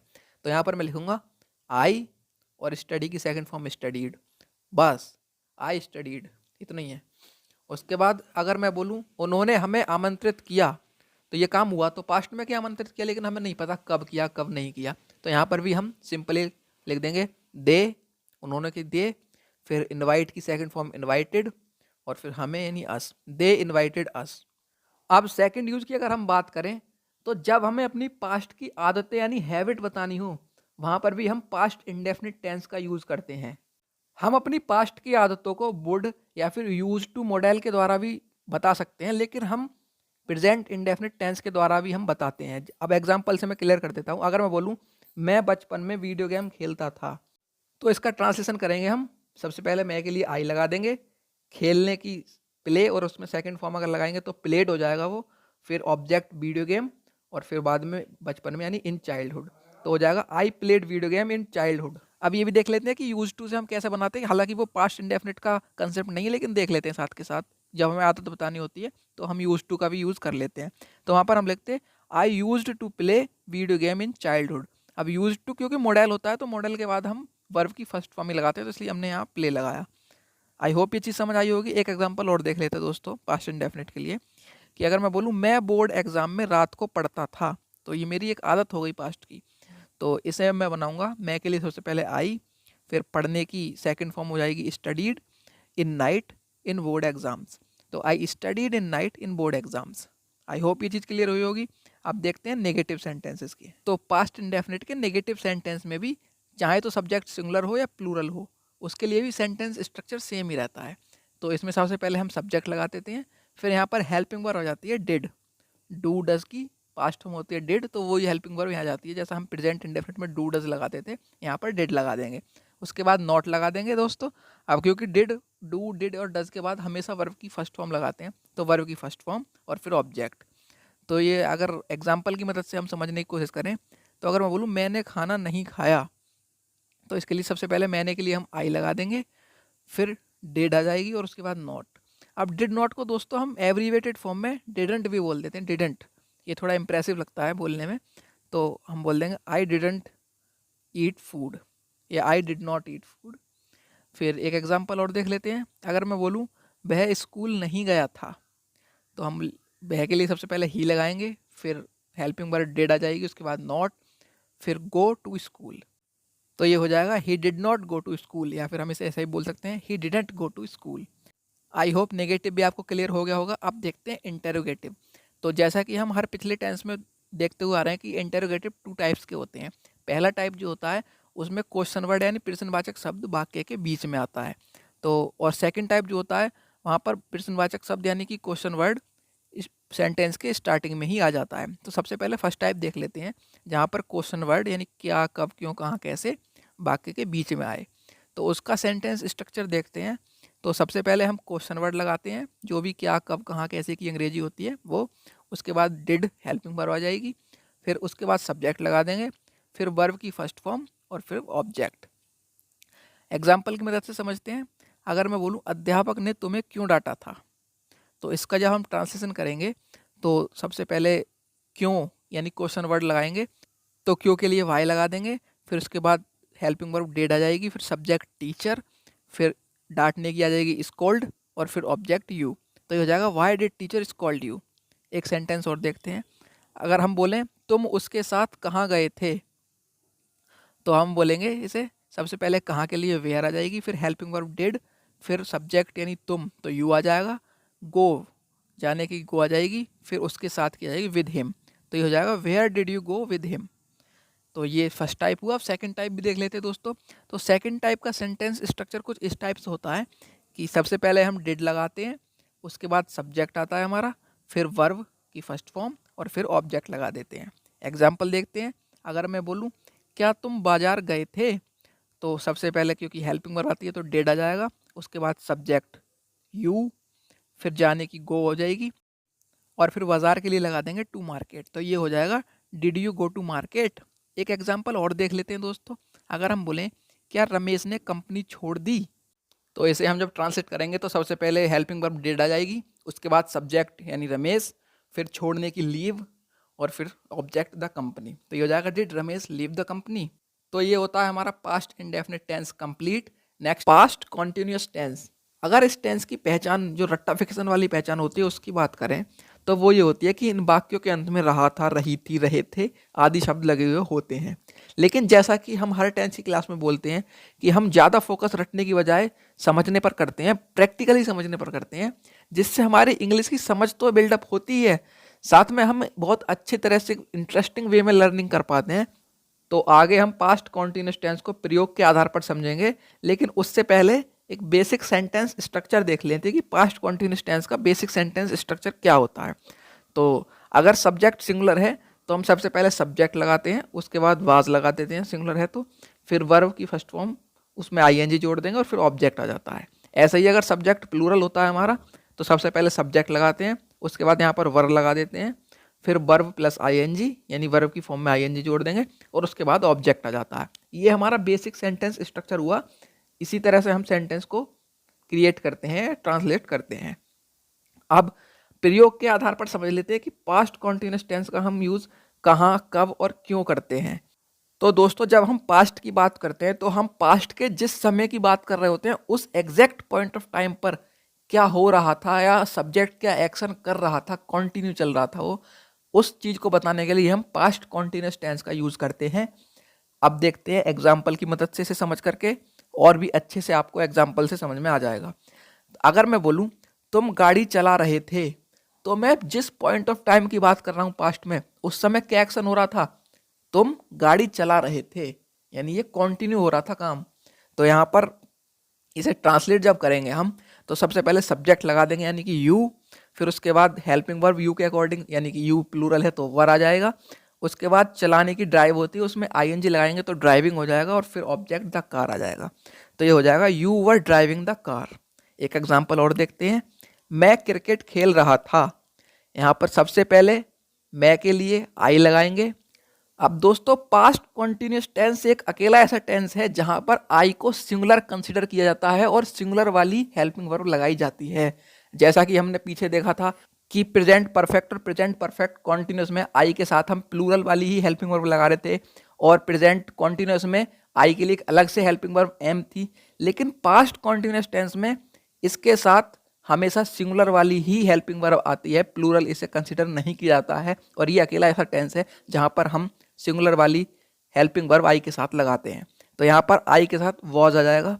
उसके बाद खेलने की प्ले, लेकिन उसमें आईएनजी जोड़ देंगे तो वो हो जाएगा प्लेइंग, और फिर ऑब्जेक्ट क्रिकेट।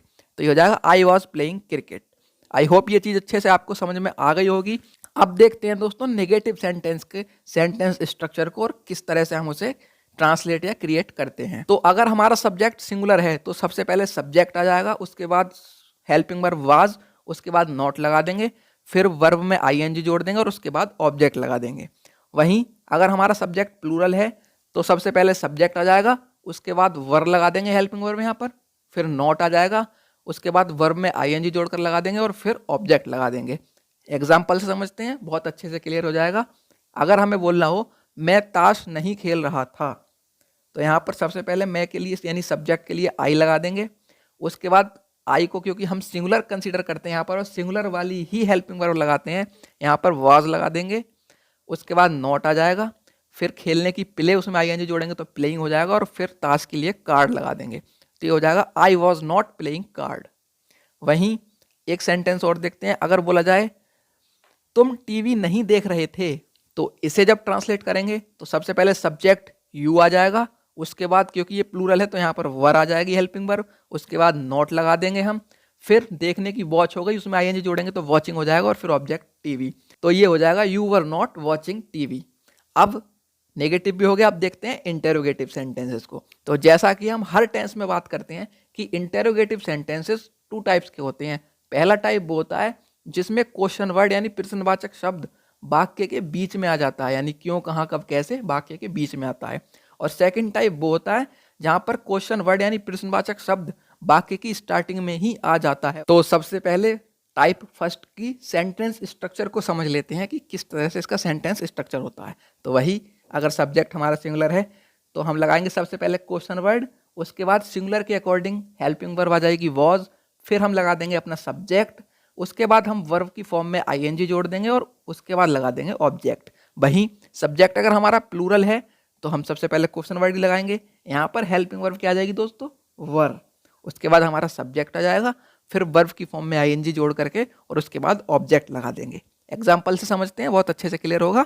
तो अगर हम बोलेंगे तुम कल क्या कर रहे थे, तो इसे जब ट्रांसलेट करेंगे तो सबसे पहले क्या यानी क्वेश्चन वर्ड जो क्या है उसकी अंग्रेजी आ जाएगी व्हाट, उसके बाद सब्जेक्ट तुम यानी प्लूरल है तो इसके अकॉर्डिंग हेल्पिंग वर्ब आ जाएगी वर, उसके बाद हम लगा देंगे सब्जेक्ट यानी यू, फिर करने की आ जाएगी डू, उसमें आईएनजी जोड़ेंगे तो डूइंग हो जाएगा, और फिर कल की लगा देंगे येस्टरडे। तो ये हो जाएगा what were you doing yesterday. एक एग्जांपल और देखते हैं। अगर हम बोले वह कहाँ जा रहा था, तो सबसे पहले कहाँ क्वेश्चन वर्ड जो है इसकी अंग्रेजी लगाएंगे वेयर, फिर क्योंकि वह सिंगुलर है तो यहाँ पर हेल्पिंग वर्ब वाज आ जाएगी, उसके बाद सब्जेक्ट वह ही आ जाएगा, और फिर जाने की हो जाएगी गोइंग। तो ये हो जाएगा वेयर वाज ही गोइंग। अब ये फर्स्ट टाइप तो क्लियर हुआ। अब देखते हैं सेकंड टाइप को, जिसमें क्वेश्चन वर्ड वाक्य के शुरुआत में ही आ जाता है। तो वहां पर सेंटेंस स्ट्रक्चर को इस टाइप से होता है कि अगर हमारा सब्जेक्ट सिंगुलर है तो सबसे पहले हेल्पिंग वर्ब वॉज आ जाएगी, उसके बाद हमारा सब्जेक्ट आएगा, उसके बाद हम वर्ब की फॉर्म में आईएनजी जोड़कर लगा देंगे, और फिर ऑब्जेक्ट आ जाएगा। वहीं सब्जेक्ट अगर हमारा प्लूरल है तो यहाँ पर हम वॉज की जगह क्या लगा देंगे दोस्तों, वर, उसके बाद सेम रहेगा, वही सब्जेक्ट आ जाएगा, फिर वर्ब की आईएनजी फॉर्म, और उसके बाद ऑब्जेक्ट। एग्जाम्पल से समझते हैं। अगर हम बोलें क्या वह गाना गा रहा था, तो क्योंकि अब इसमें क्वेश्चन वर्ड सबसे पहले आ गया तो यहाँ पर हेल्पिंग वर्ब सबसे पहले लगाते हैं ट्रांसलेट करते हुए। तो सबसे पहले वह सिंगुलर है तो हेल्पिंग वर्ब क्या आ जाएगी, वॉज, उसके बाद सब्जेक्ट ही, फिर गाने की आ जाएगी सिंग, उसमें आई जोड़ेंगे सिंगिंग, और ऑब्जेक्ट अ सॉन्ग। तो ये हो जाएगा was he singing a song. ऐसे ही एक एग्जाम्पल और देखते हैं। क्या तुम मुझे बुला रहे थे, तो इसके लिए सबसे पहले तुम, क्योंकि प्लूरल है तो यहाँ पर हेल्पिंग वर्ब क्या आ जाएगी, वर, उसके बाद सब्जेक्ट तुम, उसके लिए आ जाएगा यू, फिर बुलाने की हो जाएगी कॉल, उसमें आई एन जोड़ेंगे तो हो जाएगा कॉलिंग, और फिर मुझे के लिए लगा देंगे मी। तो ये हो जाएगा वर यू कॉलिंग मी। तो ये होता है दोस्तों हमारा past continuous tense finish. I hope ये चीज आपको बहुत ही अच्छे से समझ आई होगी। हमारी पास्ट परफेक्ट टेंस एक ऐसा टेंस जो सबसे ज्यादा कंफ्यूजिंग माना जाता है, क्योंकि हम रट लेते हैं, हमें रटा दिया जाता है कि इन टेंसेस के बाद में चुका था, चुके थे, चुकी थी जैसे शब्द आते हैं, लेकिन यही सरासर कंफ्यूज करने वाली बात होती है।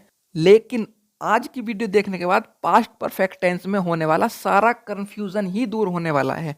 और अगर आपको भी लगता है कि यार इसके पास तो स्मार्ट बोर्ड नहीं है तो ये क्या ही समझाएगा, तो वीडियो को पूरी देखना दोस्तों।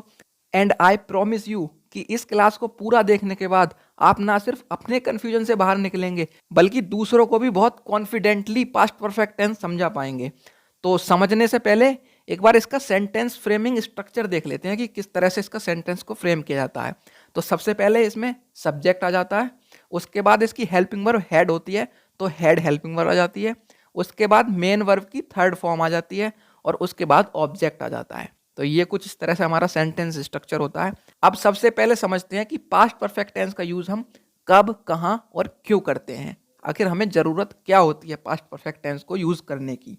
तो जब पास्ट के दो कामों के बारे में बताया जाए, अर्थात पहले कोई एक काम हो गया हो और उसके बाद कोई दूसरा काम हुआ हो, तब हम ऐसे कार्य को बताने के लिए पास्ट परफेक्ट टेंस का यूज करते हैं। अब बहुत ही इंटरेस्टिंग बात, जैसा कि हमने बताया कि इसमें दो काम हुए होते हैं, तो एक काम को तो हम बताते हैं पास्ट परफेक्ट टेंस की मदद से, लेकिन एक काम को हम पास्ट इंडेफिनिट टेंस की मदद से बताते हैं।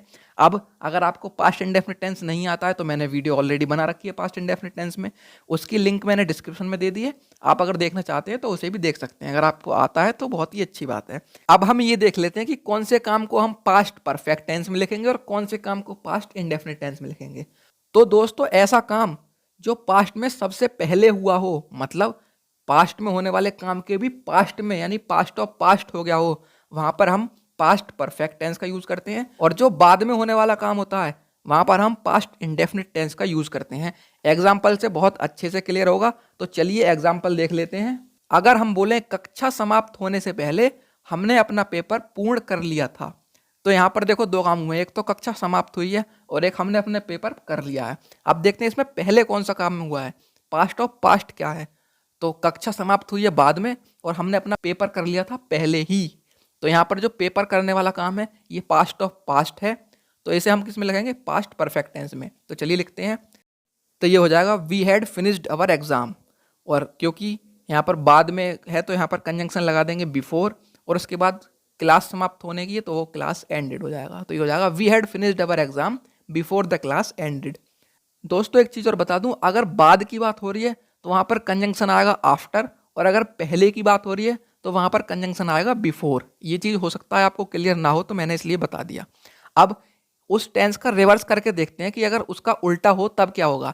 अगर हम बोले कक्षा समाप्त होने के बाद हमने अपना पेपर पूर्ण किया था, तो यहाँ पर पहले कौन सा काम हुआ है, यानी कि पास्ट ऑफ पास्ट क्या, सबसे पहले क्या हुआ, कक्षा समाप्त हो गई और उसके बाद हमने अपना पेपर पूर्ण किया। तो सबसे पहले होने वाला काम, क्योंकि पास्ट परफेक्ट में लिखा जाता है और बाद में होने वाला काम पास्ट इंडेफिनिट में लिखा जाता है, तो यहाँ लिखेंगे हमने अपना पेपर पूर्ण किया था, ये किस में बनेगा, पास्ट इंडेफिनिट में। तो ये हो जाएगा बी फिनिश्ड अवर एग्जाम, क्योंकि हम यहाँ पर बाद है तो कंजंक्शन क्या जाएगा, आफ्टर, और कक्षा समाप्त होना है तो ये काम पहले का है, तो यहाँ पर लिखेंगे द क्लास हैड एंडेड, ये पास्ट परफेक्ट में बनाएंगे। तो ये हो जाएगा we finished our exam after the class had ended.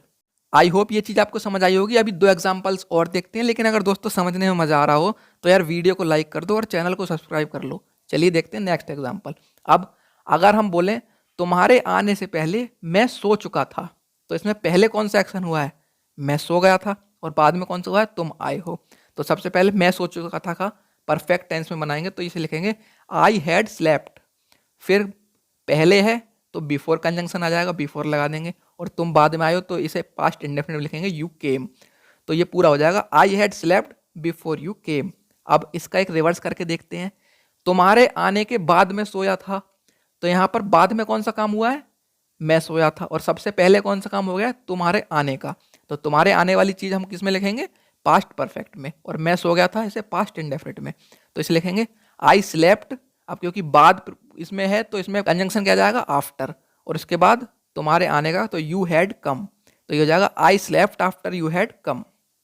अब दोस्तों नेगेटिव देखते हैं, और नेगेटिव में भी बहुत बड़ा कंफ्यूजन ये होता है कि क्या सिर्फ हमेशा नेगेटिव में पास्ट परफेक्ट टेंस को ही नेगेटिव किया जाएगा, तो ऐसा बिल्कुल नहीं दोस्तों। कोई सिचुएशन हमारे पास ऐसी आएगी जहां पर हम पास्ट इंडेफिनिट टेंस को नेगेटिव करेंगे और पास्ट परफेक्ट टेंस सिंपल ही लिखा रहेगा, और कोई सिचुएशन ऐसी आएगी जहां पर हमें पास्ट परफेक्ट टेंस को नेगेटिव करना होगा और पास्ट इंडेफिनिट टेंस सिंपल लिखा रहेगा। तो बहुत ही अच्छे से एग्जाम्पल से हम क्लियर करेंगे, लेकिन उससे पहले पास्ट परफेक्ट टेंस के सेंटेंस फ्रेमिंग स्ट्रक्चर को समझ लेते हैं। तो पास्ट परफेक्ट टेंस के नेगेटिव सेंटेंस में क्या होता है, सबसे पहले हम सब्जेक्ट लगा देंगे, उसके बाद हेल्पिंग वर्ब हैड ही रहेगी, और हैड के बाद हम नॉट लगा देंगे, उसके बाद वर्ब की थर्ड फॉर्म आ जाएगी और फिर ऑब्जेक्ट आ जाएगा। एग्जाम्पल से समझने की कोशिश करते हैं। अगर हम बोलें घंटी बजने से पहले तुम स्कूल नहीं आए थे, अब इसमें पहले होने वाला कॉन्टेक्स्ट कौन था, तो तुम स्कूल नहीं आए थे, और बाद में क्या हुआ, घंटी बजी। तो अब बहुत से लोग सोचेंगे कि जब घंटी बजने से पहले स्कूल नहीं आए थे तो घंटी पहले बज गई, यानी कि स्कूल तुम बाद में आए, लेकिन ऐसा नहीं है दोस्तों। पहले होने वाला काम था कौन सा, तुम्हें स्कूल आना था, घंटी बाद में बजनी थी, लेकिन तुम नहीं आए, तो ये तुम नहीं आए इसे ही पास्ट परफेक्ट को नेगेटिव करेंगे हम।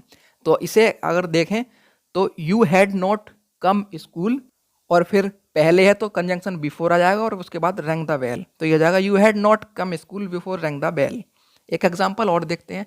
अगर हम बोले अध्यापक के आने के बाद विद्यार्थियों ने शोर नहीं मचाया, तो यहाँ पर सबसे पहले कौन सा काम हुआ, अध्यापक आ गया, तो ये तो बनेगा पास्ट परफेक्ट में, और विद्यार्थियों ने शोर नहीं मचाया यानी बाद में तो ही नहीं मचाया, तो ये बनेगा पास्ट इंडेफिनिट में।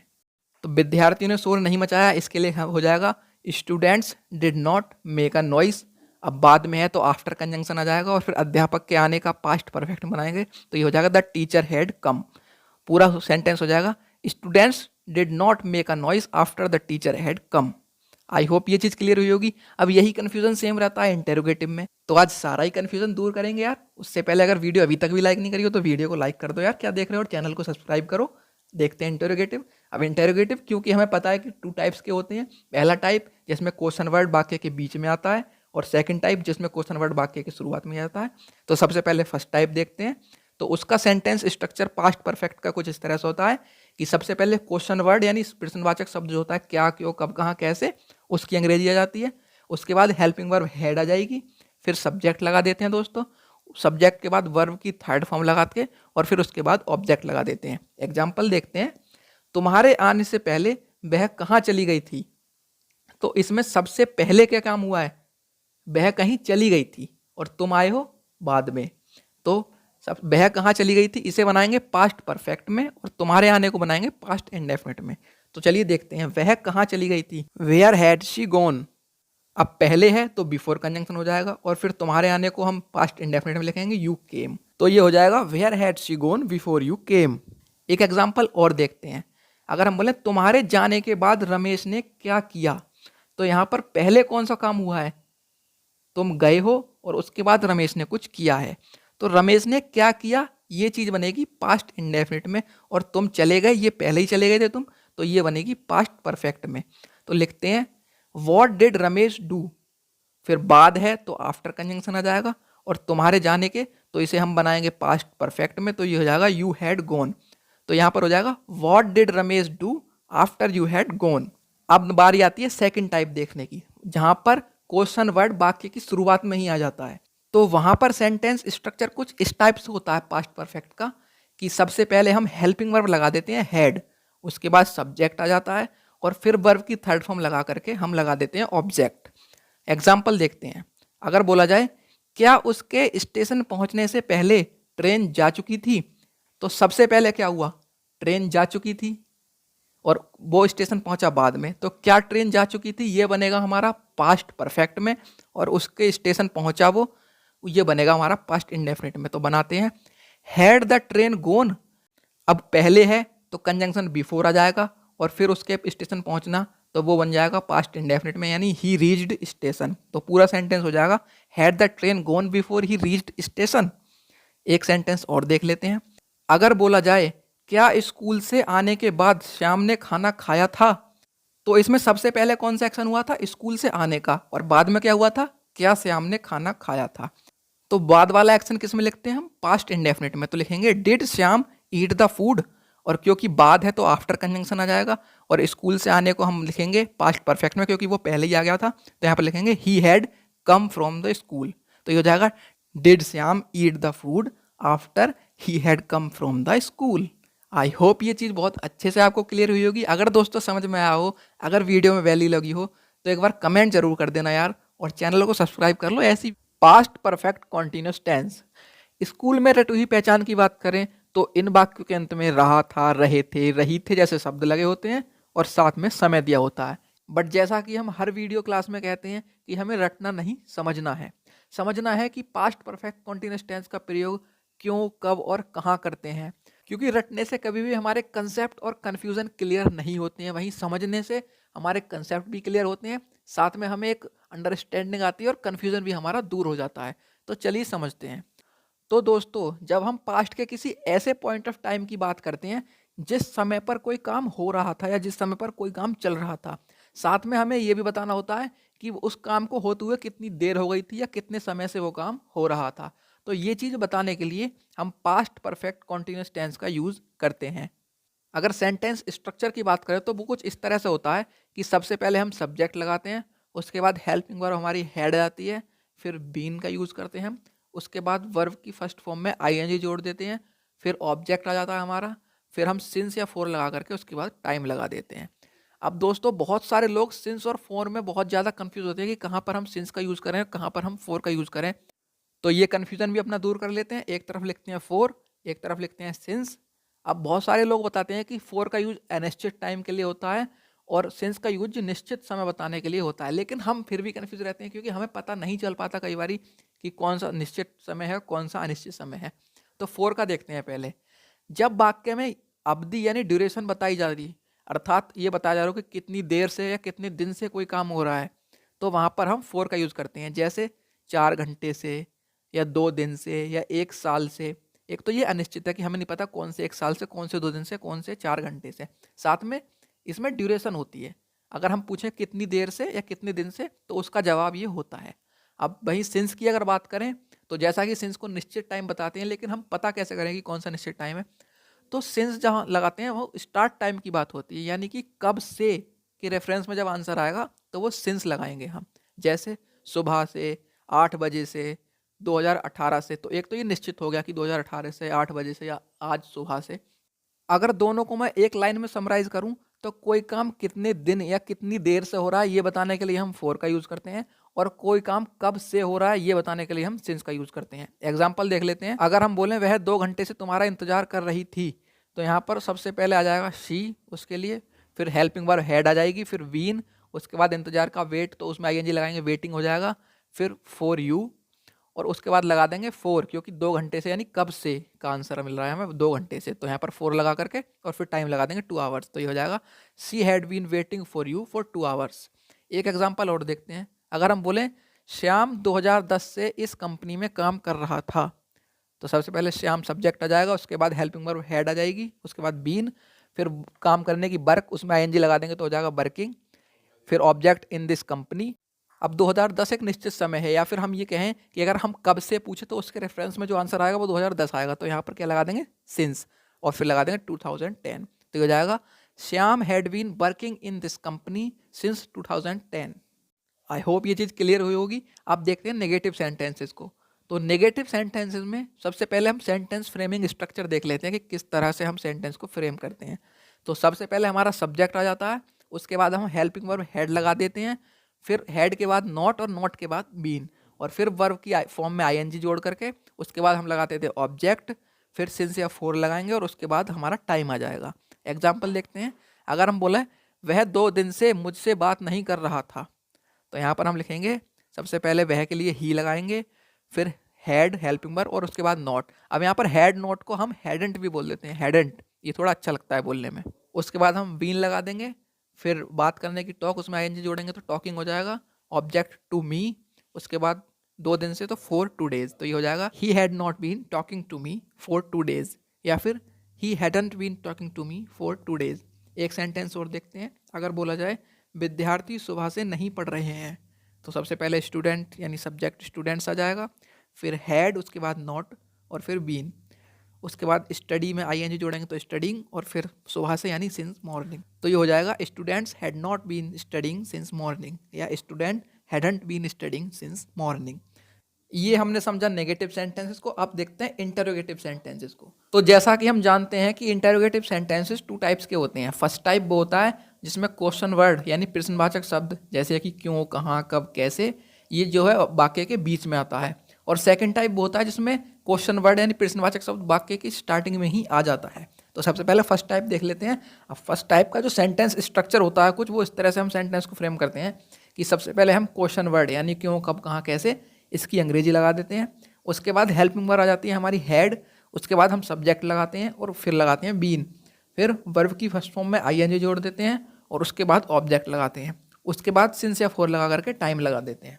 एग्जाम्पल से समझते हैं, बहुत अच्छे से समझ में आएगा। अगर बोला जाए तुम 2 दिन से क्या कर रहे थे, तो सबसे पहले क्या की अंग्रेजी आएगी वॉट, फिर हेल्पिंग वर्ब हेड आ जाएगी, फिर सब्जेक्ट यू, उसके बाद बीन लगा देंगे। करने की डू होती है तो उसमें आईएनजी जोड़ेंगे, डूइंग हो जाएगा, और 2 दिन से है तो फॉर 2 डेज, तो ये हो जाएगा what had you been doing for 2 days. एक एग्जाम्पल और देखते हैं। अगर बोला जाए राम 2008 से कहाँ रह रहा था, तो यहाँ पर सबसे पहले कहाँ के लिए हम अंग्रेजी लगाएंगे वेयर, फिर हेल्पिंग वर्ब आ जाएगी हेड, उसके बाद सब्जेक्ट राम आ जाएगा, फिर बीन, रहने की लिव होती है उसमें आईएनजी जोड़ेंगे तो लिविंग हो जाएगा, और फिर 2008 से तो सिंस 2008, तो हो जाएगा where had Ram been living since 2008। अब एक बार सेकंड टाइप यानी कि जिसमें क्वेश्चन वर्ड वाक्य की शुरुआत में ही जाता है उसे भी देख लेते हैं। तो उसका सेंटेंस स्ट्रक्चर कुछ इस तरह से होता है कि वहाँ पर सबसे पहले हेल्पिंग वर्ब यानी कि हेड आ जाता है, उसके बाद सब्जेक्ट आता है हमारा, उसके बाद हम वीन लगाते हैं, फिर वर्ब की फर्स्ट फॉर्म में आईएनजी जोड़ कर लगा देते हैं, उसके बाद ऑब्जेक्ट लगाते हैं और फिर सिंस या फोर लगा करके हम टाइम लगा देते हैं। एग्जाम्पल देखते हैं। अगर हम बोलें क्या तुम 5 बजे से टीवी देख रहे थे, तो इसमें हम सबसे पहले हेल्पिंग वर्ब लगाएंगे हेड, उसके बाद सब्जेक्ट हमारा आ जाएगा यू, फिर हम लगा देंगे बीन, फिर देखने की वॉच और उसमें आईएनजी जोड़ेंगे तो हो जाएगा वॉचिंग, और फिर ऑब्जेक्ट टीवी। अब 5 बजे से तो सिंस 5 o'clock, तो ये हो जाएगा had you been watching TV since 5 o'clock। एक एग्जाम्पल और देखते हैं। अगर हम बोलें क्या मैं 1 घंटे से पढ़ नहीं रहा था, तो यहाँ पर हम क्या लिखेंगे, सबसे पहले हेल्पिंग वर्ब हेड आ जाएगी, फिर सब्जेक्ट में यानी कि आई, फिर नॉट लगा देंगे, उसके बाद हम लगाएंगे वीन, फिर पढ़ने की स्टडी होती है उसमें आईएनजी जोड़ेंगे तो हो जाएगा स्टडिंग, और 1 घंटे से यानी फॉर एन आवर, तो ये हो जाएगा had I not been studying for an hour. I hope दोस्तों आपको पास्ट परफेक्ट कॉन्टिन्यूस टेंस बहुत अच्छे से समझ में आया होगा। फ्यूचर इंडेफिनिट टेंस, इसकी अगर पहचान की बात करें तो वो ये कुछ इस तरह से होती है कि इन वाक्यों के अंत में गा, गी, गे आदि शब्द लगे हुए होते हैं। लेकिन हम पहचान नहीं रटेंगे दोस्तों, हम ये चीज़ समझेंगे कि इस टेंस का यूज़ कब, क्यों और कहाँ हम करते हैं। तो दोस्तों जिस समय पर हम कुछ बोल रहे होते हैं उससे आगे के समय की अगर कोई बात हमें बतानी हो, या हम क्या करने वाले हैं, क्या हम करेंगे, अर्थात जब हम भविष्य की बात करें तो वहाँ पर हम फ्यूचर इंडेफिनिट टेंस का यूज़ करते हैं। या फिर हम एक लाइन में ये कहें कि अगर हमें फ्यूचर की कोई बात करनी है, फ्यूचर में क्या होने वाला है, क्या हम करने वाले हैं, अगर वो बताएंगे तो हम वहाँ पर फ्यूचर इंडेफिनिट टेंस का यूज़ करेंगे। अब देख लेते हैं इसके सेंटेंस स्ट्रक्चर को कि किस तरह से हम सेंटेंस को फ्रेम करते हैं। तो दोस्तों, अगर हमारा सब्जेक्ट आई या वी है तो वहाँ पर हम सबसे पहले सब्जेक्ट लगाते हैं, उसके बाद हम शैल का यूज़ करते हैं, फिर वर्ब की फर्स्ट फॉर्म आ जाती है और फिर ऑब्जेक्ट आ जाता है। इसके अलावा अगर हमारा सब्जेक्ट आई और बी के अलावा कुछ भी है, ही, सी, इट, दे, यू, जो भी हो, वहाँ पर हम सब्जेक्ट लगाते हैं सबसे पहले, उसके बाद विल लगाते हैं, फिर हम वर्ब की फर्स्ट फॉर्म लगा देते हैं और उसके बाद हमारा ऑब्जेक्ट आ जाता है। ये जो सेंटेंस स्ट्रक्चर है दोस्तों कि आई वी के साथ हम शैल का यूज़ करेंगे और अदर सब्जेक्ट के साथ हम विल का यूज़ करेंगे, ये एक स्कूल की ग्रामर के हिसाब से बहुत अच्छा है और स्कूल का अगर कोई स्टूडेंट इस वीडियो को देख रहा है तो वो इसे प्रेफर कर सकता है। लेकिन अगर हम बात करें कि मॉडर्न इंग्लिश में हम किस तरह का यूज़ करते हैं, तो मॉडर्न इंग्लिश में दोस्तों आई वी हो या कोई अदर सब्जेक्ट हो, सबके साथ ही हम विल का यूज़ करते हैं। इसलिए स्पीकिंग में भी हम हमेशा ही विल को प्रेफर करते हैं और विल ही लगाते हैं हर जगह। अब दोस्तों एग्जाम्पल्स देख लेते हैं। अगर हम बोलें तुम कल दिल्ली जाओगे, तो यहाँ पर हम कैसे इसे फ्रेम करेंगे। सबसे पहले सब्जेक्ट आ जाएगा यू, फिर उसके बाद हम विल लगा देंगे, उसके बाद जाने की आएगी गो और ऑब्जेक्ट टू दिल्ली, और उसके बाद कल के लिए लगा देंगे टुमारो। तो ये हो जाएगा you will go to Delhi tomorrow. इसे हम यू विल को हम यूल भी पढ़ सकते हैं, यूल, ये थोड़ा अट्रैक्टिव लगता है। फिर एक एग्जाम्पल और देखते हैं। अगर हम बोलें मैं बाजार जाऊँगा, तो यहाँ पर हम अगर ग्रामर के रूल के अकॉर्डिंग हम बोलें तो आ जाएगा आई शैल गो टू मार्केट। लेकिन अगर मॉडर्न इंग्लिश की बात करें या स्पीकिंग की बात करें हम, तो वहाँ हो जाएगा I will go to market. और इसे हम आई विल को एब्रिवेटेड फॉर्म में आइल भी लिख सकते हैं, आइल। तो ये हो जाएगा I will go to market. I hope ये चीज़ क्लियर हुई होगी। अब देखते हैं नेगेटिव सेंटेंसेस को। तो नेगेटिव सेंटेंसेस को हम कुछ इस तरह से फ्रेम करते हैं कि अगर हमारा कोई भी सब्जेक्ट है आई और वी को छोड़ करके, तो वहाँ पर हम सब्जेक्ट लगाएंगे, उसके बाद हम विल लगा देंगे, फिर हमारा नॉट आ जाएगा, उसके बाद वर्ब की फर्स्ट फॉर्म आ जाएगी और उसके बाद ऑब्जेक्ट आ जाएगा। वहीं अगर सब्जेक्ट हमारा आई या वी है तो वहाँ पर हम सब्जेक्ट लगा देंगे, उसके बाद शैल आ जाएगा, फिर नॉट, उसके बाद वर्ब आ जाएगी और फिर ऑब्जेक्ट आ जाएगा। अब दोस्तों इसलिए मैं यहाँ पर आई वी के साथ शैल और अदर सब्जेक्ट के साथ विल का यूज़ कर रहा हूँ कि अगर मेरी वीडियोज़ को कोई स्कूल स्टूडेंट देख रहा है तो वो कंफ्यूज ना हो। बाकी आप स्पोकन इंग्लिश में हर जगह विल का यूज़ कर सकते हैं, आपको शैल लगाने की कोई ज़रूरत नहीं है। अब नेगेटिव सेंटेंसेस के कुछ उदाहरण देख लेते हैं। अगर हम बोलें तुम अकेले बाजार नहीं जाओगे, तो इसके लिए सबसे पहले यू आ जाएगा, उसके बाद हम विल लगा देंगे, फिर नॉट, और फिर जाने की गो, और ऑब्जेक्ट आ जाएगा टू मार्केट, और उसके बाद अकेले है तो एलोन लगा देंगे। तो ये हो जाएगा you will not go to market alone, या फिर you will not go to market alone. एक एग्जाम्पल और देखते हैं। वह तुमसे बात नहीं करेगी, तो सबसे पहले वह के लिए शी आ जाएगा, उसके बाद विल नॉट, बात करने की टॉक, और तुमसे टू यू, तो ये हो जाएगा she will not talk to you. ये हुआ हमारा नेगेटिव। अब देखते हैं इंटेरोगेटिव को। इंटेरोगेटिव अब दो टाइप के होते हैं। फर्स्ट टाइप जिसमें क्वेश्चन वर्ड वाक्य के बीच में आता है, और सेकंड टाइप जिसमें क्वेश्चन वर्ड यानी प्रश्नवाचक शब्द वाक्य की शुरुआत में आ जाता है। तो सबसे पहले फर्स्ट टाइप का सेंटेंस स्ट्रक्चर देख लेते हैं। तो वही अगर कोई भी सब्जेक्ट है आई वी को छोड़ करके, तो वहाँ पर सबसे पहले क्वेश्चन वर्ड यानी क्यों, कब, कहाँ, कैसे, इसकी अंग्रेजी आ जाएगी, उसके बाद विल लगा देंगे, फिर सब्जेक्ट आ जाएगा हमारा, उसके बाद हम वर्ब लगाएंगे और उसके बाद ऑब्जेक्ट आ जाएगा। वहीं अगर हमारा सब्जेक्ट आई या वी है तो वहाँ पर हम क्वेश्चन वर्ड सबसे पहले लगाएंगे, फिर वहाँ पर विल की जगह हम क्या लगा देंगे, शैल, उसके बाद वही सब्जेक्ट आ जाएगा हमारा, फिर वर्ब और उसके बाद ऑब्जेक्ट। एग्जाम्पल देखते हैं। अगर हम बोले तुम कहाँ जाओगे, तो सबसे पहले कहाँ के लिए हम वेयर लगाएंगे, फिर विल, और फिर सब्जेक्ट यानी तुम, और फिर जाने की गो, तो ये हो जाएगा वेयर विल यू गो। ऐसे ही अगर हम बोलें रमेश कल क्या करेगा, तो सबसे पहले क्या के लिए हम वॉट लगाएंगे, फिर विल आ जाएगा, फिर सब्जेक्ट रमेश आ जाएगा, फिर करने की डू, और कल की टुमारो, तो ये हो जाएगा what will Ramesh do tomorrow. अब सेकंड टाइप देखते हैं दोस्तों। वही तो सेकंड टाइप में अगर हमारा सब्जेक्ट कुछ भी है आई वी को छोड़ करके, तो वहाँ पर स्ट्रक्चर कुछ इस तरह से होगा कि सबसे पहले हम विल लगाएंगे, फिर हमारा सब्जेक्ट आ जाएगा, उसके बाद वर्ब लगाएंगे और उसके बाद हम ऑब्जेक्ट लगा देंगे। वहीं अगर हमारा सब्जेक्ट आई या वी है तो सबसे पहले हम शैल लगाएंगे, उसके बाद सब्जेक्ट आ जाएगा, फिर वर्ब और फिर ऑब्जेक्ट। एग्जाम्पल देखते हैं दोस्तों। अगर हम बोलें क्या राम गाना गाएगा, तो सबसे पहले इस पर क्योंकि क्या है तो यहाँ पर सबसे पहले क्या आएगा, विल, फिर राम, तो राम सब्जेक्ट है तो राम आ जाएगा सब्जेक्ट, उसके बाद गाएगा सिंग, और गाना इज सॉन्ग, तो ये हो जाएगा will Ram sing a song. वैसे ही एक एग्जाम्पल और देखें। क्या वह तुमसे मिलने आएगी, तो सबसे पहले क्या है तो यहाँ पर सबसे पहले क्या आएगा, विल, फिर वह एक लड़की है तो शी आ जाएगा, फिर आने की कम, और तुमसे मिलने टू मीट यू, तो ये हो जाएगा will she come to meet you. I hope दोस्तों आपको फ्यूचर इंडेफिनिट टेंस भी बहुत अच्छे से समझ में आया होगा, और वीडियो अच्छी लगी हो तो वीडियो को लाइक और चैनल को सब्सक्राइब जरूर करें। फ्यूचर कॉन्टिन्यूअस टेंस, इस टेंस की रट्टाफिकेशन वाली पहचान तो होती है कि इन वाक्यों के अंत में रहा होगा, रहे होगे, रही होंगी जैसे शब्द लगे होते हैं, लेकिन हम तो हर टेंस को उसकी पहचान रटने की बजाय उसे समझने की कोशिश करते हैं। तो इस टेंस को भी हम समझेंगे कि फ्यूचर कॉन्टिन्यूअस टेंस का हम यूज क्यों, कब और कहाँ करते हैं। लेकिन उससे पहले हम जान लेते हैं बेसिक सेंटेंस स्ट्रक्चर को। तो दोस्तों अगर हमारा सब्जेक्ट आई या वी है तो वहाँ पर हम सबसे पहले सब्जेक्ट लगाते हैं, उसके बाद हम शैल लगा देते हैं, उसके बाद हमारा वी आता है, फिर वर्ब की फर्स्ट फॉर्म में आईएनजी जोड़ देते हैं और उसके बाद ऑब्जेक्ट आ जाता है। वहीं आई और वी के अलावा कोई सब्जेक्ट है जैसे ही, सी, दे, यू, तो वहाँ पर सब्जेक्ट आएगा सबसे पहले, उसके बाद विल आ जाएगा शैल के स्थान पर, और फिर वी, फिर वर्ब की फर्स्ट फॉर्म में आईएनजी जोड़ देंगे और उसके बाद ऑब्जेक्ट। दोस्तों मैं आपको बता दूं, ये आई वी के साथ शैल और अदर सब्जेक्ट के साथ विल, ये ग्रामर के रूल के हिसाब से तो एकदम परफेक्ट है। लेकिन अगर हम मॉडर्न इंग्लिश और स्पोकन इंग्लिश की बात करें तो वहाँ पर हर सब्जेक्ट के साथ, चाहे वो आई वी हो या कोई अदर सब्जेक्ट हो, हर किसी के साथ हम विल का यूज कर सकते हैं। अब हम समझते हैं कि फ्यूचर कॉन्टिन्यूअस टेंस को यूज हम कहाँ करते हैं। तो दोस्तों जब फ्यूचर के किसी ऐसे पॉइंट ऑफ टाइम की बात करते हैं जहां पर कोई काम हो रहा होता है, यानी बताते वक्त वो काम पूरा नहीं हुआ होता है, तो वहां पर हम प्रेजेंट कॉन्टिन्यूअस टेंस का यूज करते हैं।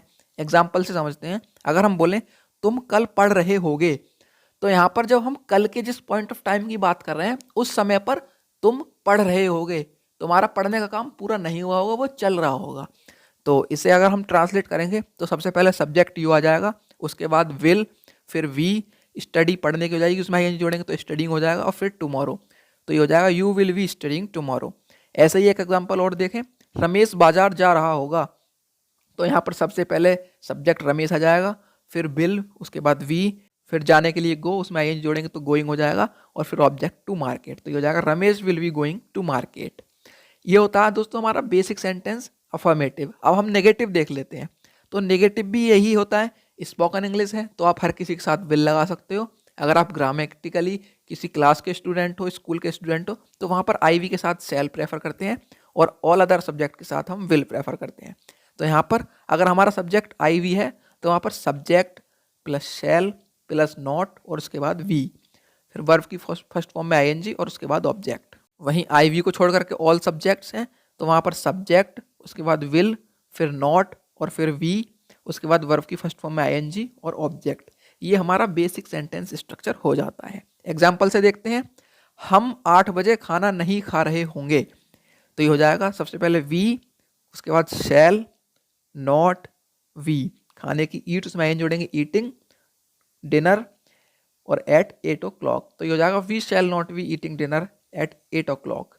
यहीं पर अगर हम स्पोकन इंग्लिश में ऐसा बोलेंगे तो हम शैल नहीं प्रेफर करेंगे, वहाँ पर बिली लगा देंगे, तो ये हो जाएगा we will not be eating dinner at 8 o'clock।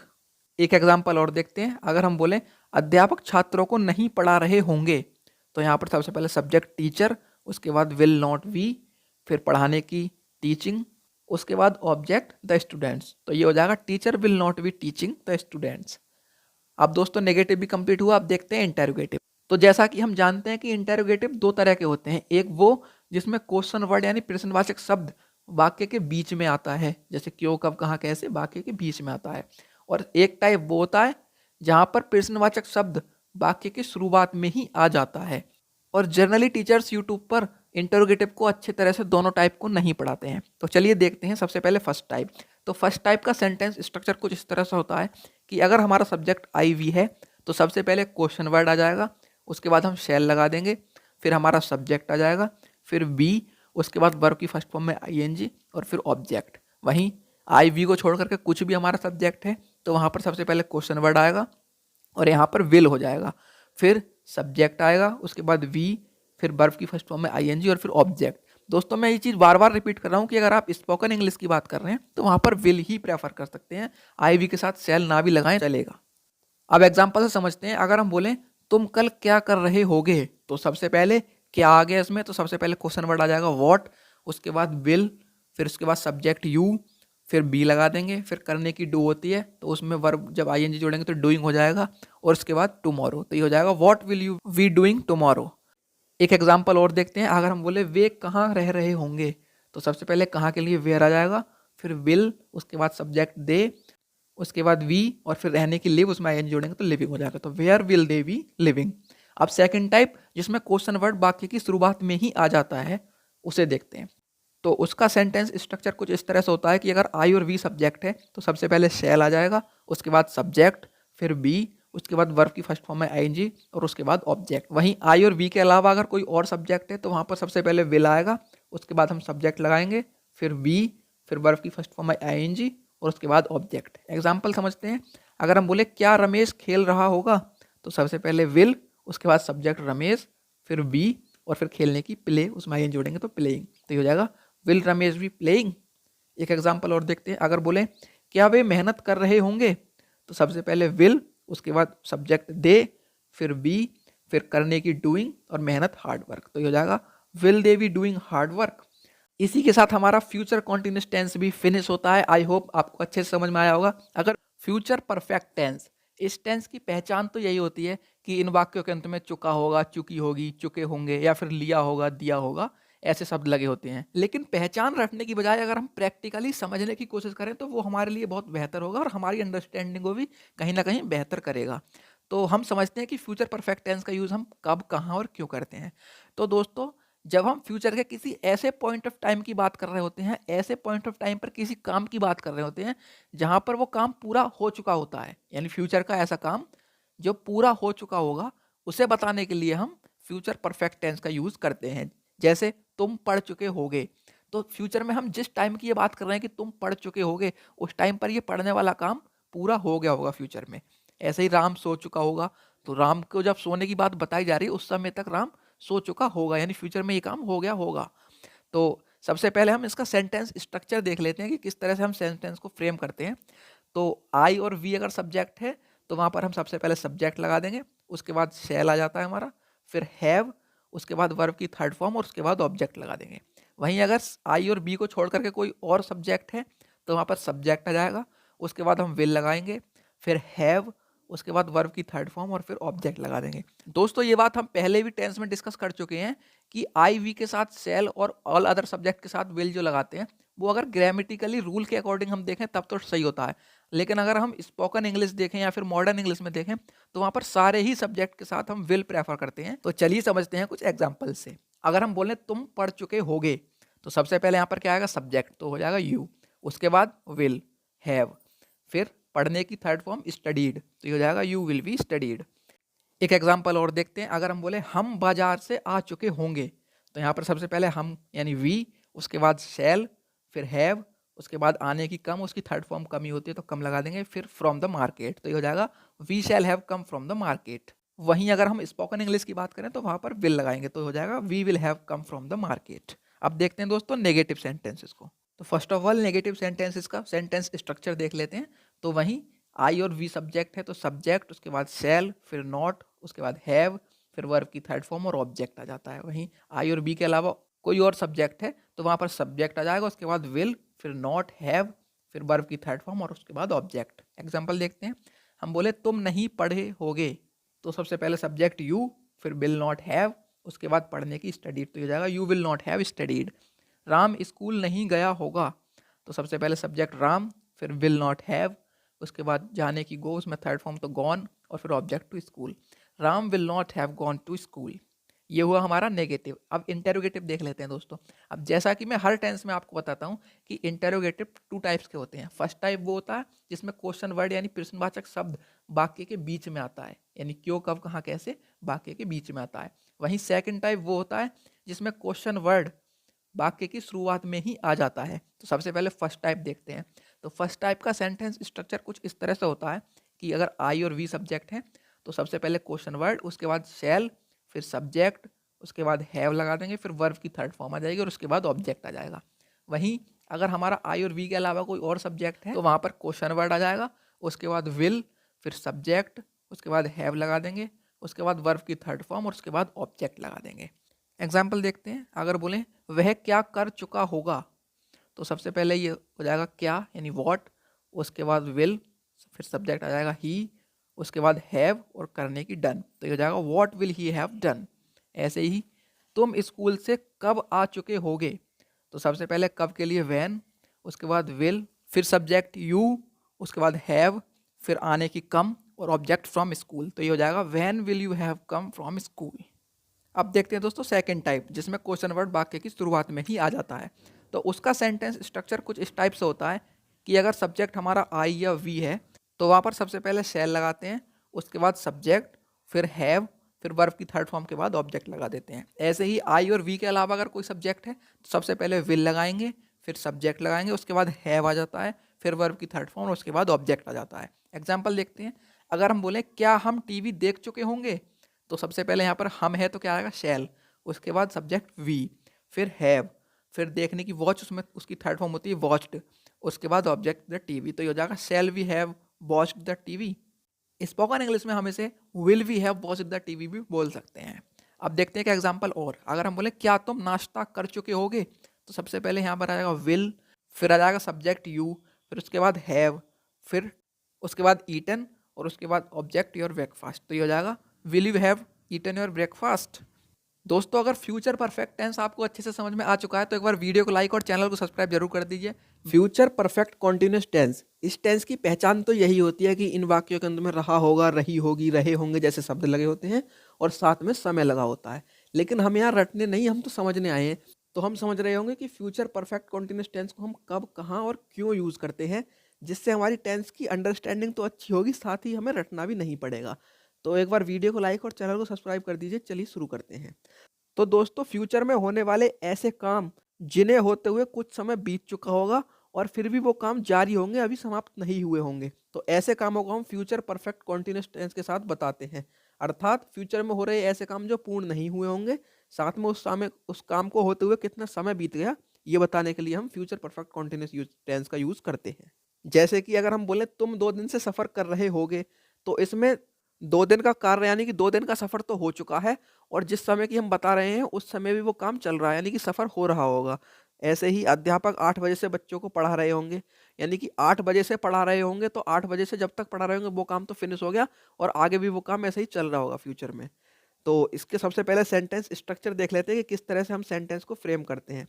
तो अगर सब्जेक्ट हमारा आई या वी है तो सबसे पहले हम सब्जेक्ट लगाते हैं, उसके बाद हम शैल लगाते हैं, फिर हैव बीन, उसके बाद वर्ब की फर्स्ट फॉर्म में आईएनजी जोड़ देते हैं, फिर ऑब्जेक्ट आ जाता है हमारा, फिर सिंस या फोर लगा करके और फिर हम टाइम लगा देते हैं।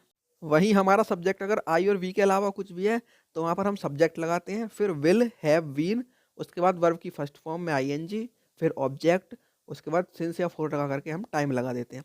दोस्तों ये स्ट्रक्चर तो हुआ हमारा ग्रामर के रूल के हिसाब से जो स्कूल कॉलेजेस में पढ़ाई जाती है, लेकिन मॉडर्न इंग्लिश कुछ अलग कहती है। मॉडर्न इंग्लिश कहती है कि हम फ्यूचर के हर टेंस में चाहे सब्जेक्ट आई वी हो या कोई अदर हो, वहाँ पर हम विल का यूज़ करेंगे और फ्यूचर के परफेक्ट कॉन्टिन्यूस टेंस में हम सिंस की जगह पर फ्रॉम का यूज़ करेंगे, क्योंकि फ्यूचर की बात हो रही है तो फ्यूचर में कब से बताने के लिए हम फ्रॉम का यूज़ करेंगे। तो इसका सेंटेंस स्ट्रक्चर कुछ इस तरह से हो जाएगा कि कोई भी सब्जेक्ट है, सब्जेक्ट आएगा, उसके बाद विल, फिर हैव बीन, फिर वर्ब की फर्स्ट फॉर्म में आईएनजी और उसके बाद सिंस की जगह फ्रॉम लगाएंगे यहाँ पर, तो फ्रॉम आ जाएगा और उसके बाद टाइम आ जाएगा। अब दोस्तों देखते हैं एग्जाम्पल से समझ करके। जैसे हम बोले तुम 2 दिन से सफ़र कर रहे होगे, तो सबसे पहले सब्जेक्ट यू आ जाएगा, फिर विल, उसके बाद हैव बीन, फिर सफ़र करने की ट्रैवल होती है उसमें आईएनजी जोड़ेंगे तो ट्रैवलिंग हो जाएगा और 2 दिन से यानी कि 4 2 डेज, तो ये हो जाएगा you will have been travelling 4 2 days. एक एग्जाम्पल और देखते हैं। अगर हम बोले हम 8 बजे से पढ़ रहे होंगे, तो सबसे पहले हम के लिए वी आ जाएगा। अब जैसा कि ग्रामर के हिसाब से बताया था मैंने कि वी के साथ सेल आता है, तो यहाँ पर सेल लगाएंगे, फिर उसके बाद हैव बीन, फिर पढ़ने की स्टडी उसमें आई जोड़ेंगे तो स्टडिंग हो जाएगा, फिर सिंस 8 o'clock, तो ये हो जाएगा we shall have been studying since 8 o'clock। वहीं पर अगर मॉडर्न इंग्लिश की बात करें तो यहाँ पर वी आएगा, उसके बाद विल लगाएंगे, फिर हैव बीन, उसके बाद स्टडिंग और यहाँ पर सिंस की जगह क्या लगा देंगे फ्रॉम और 8 o'clock, तो ये हो जाएगा we will have been studying from 8 o'clock। अब बात करते हैं नेगेटिव सेंटेंसेस की, तो इसका नेगेटिव सेंटेंस का स्ट्रक्चर देख लेते हैं। तो अगर आई और वी हमारा सब्जेक्ट, तो सब्जेक्ट, उसके बाद शैल, फिर नॉट, उसके बाद हैव बीन, फिर वर्ब की फर्स्ट फॉर्म में आईएनजी, फिर सिंस या फोर और उसके बाद टाइम। वहीं आई और वी के अलावा कोई सब्जेक्ट है तो सबसे पहले सब्जेक्ट, फिर विल, फिर नॉट प्लस हैव बीन, उसके बाद वर्ब की फर्स्ट फॉर्म में आईएनजी, फिर ऑब्जेक्ट, फिर सिंस या फोर और उसके बाद टाइम। अगर हम बोले हम 2025 से झूठ नहीं बोल रहे होंगे। तो यहाँ पर सबसे पहले वी आ जाएगा, उसके बाद शैल आ जाएगा, फिर नॉट, उसके बाद हैव बीन, फिर टेलिंग अ लाई, और फिर सिंस 2025। तो ये हो जाएगा we shall not have been telling lie since 2025।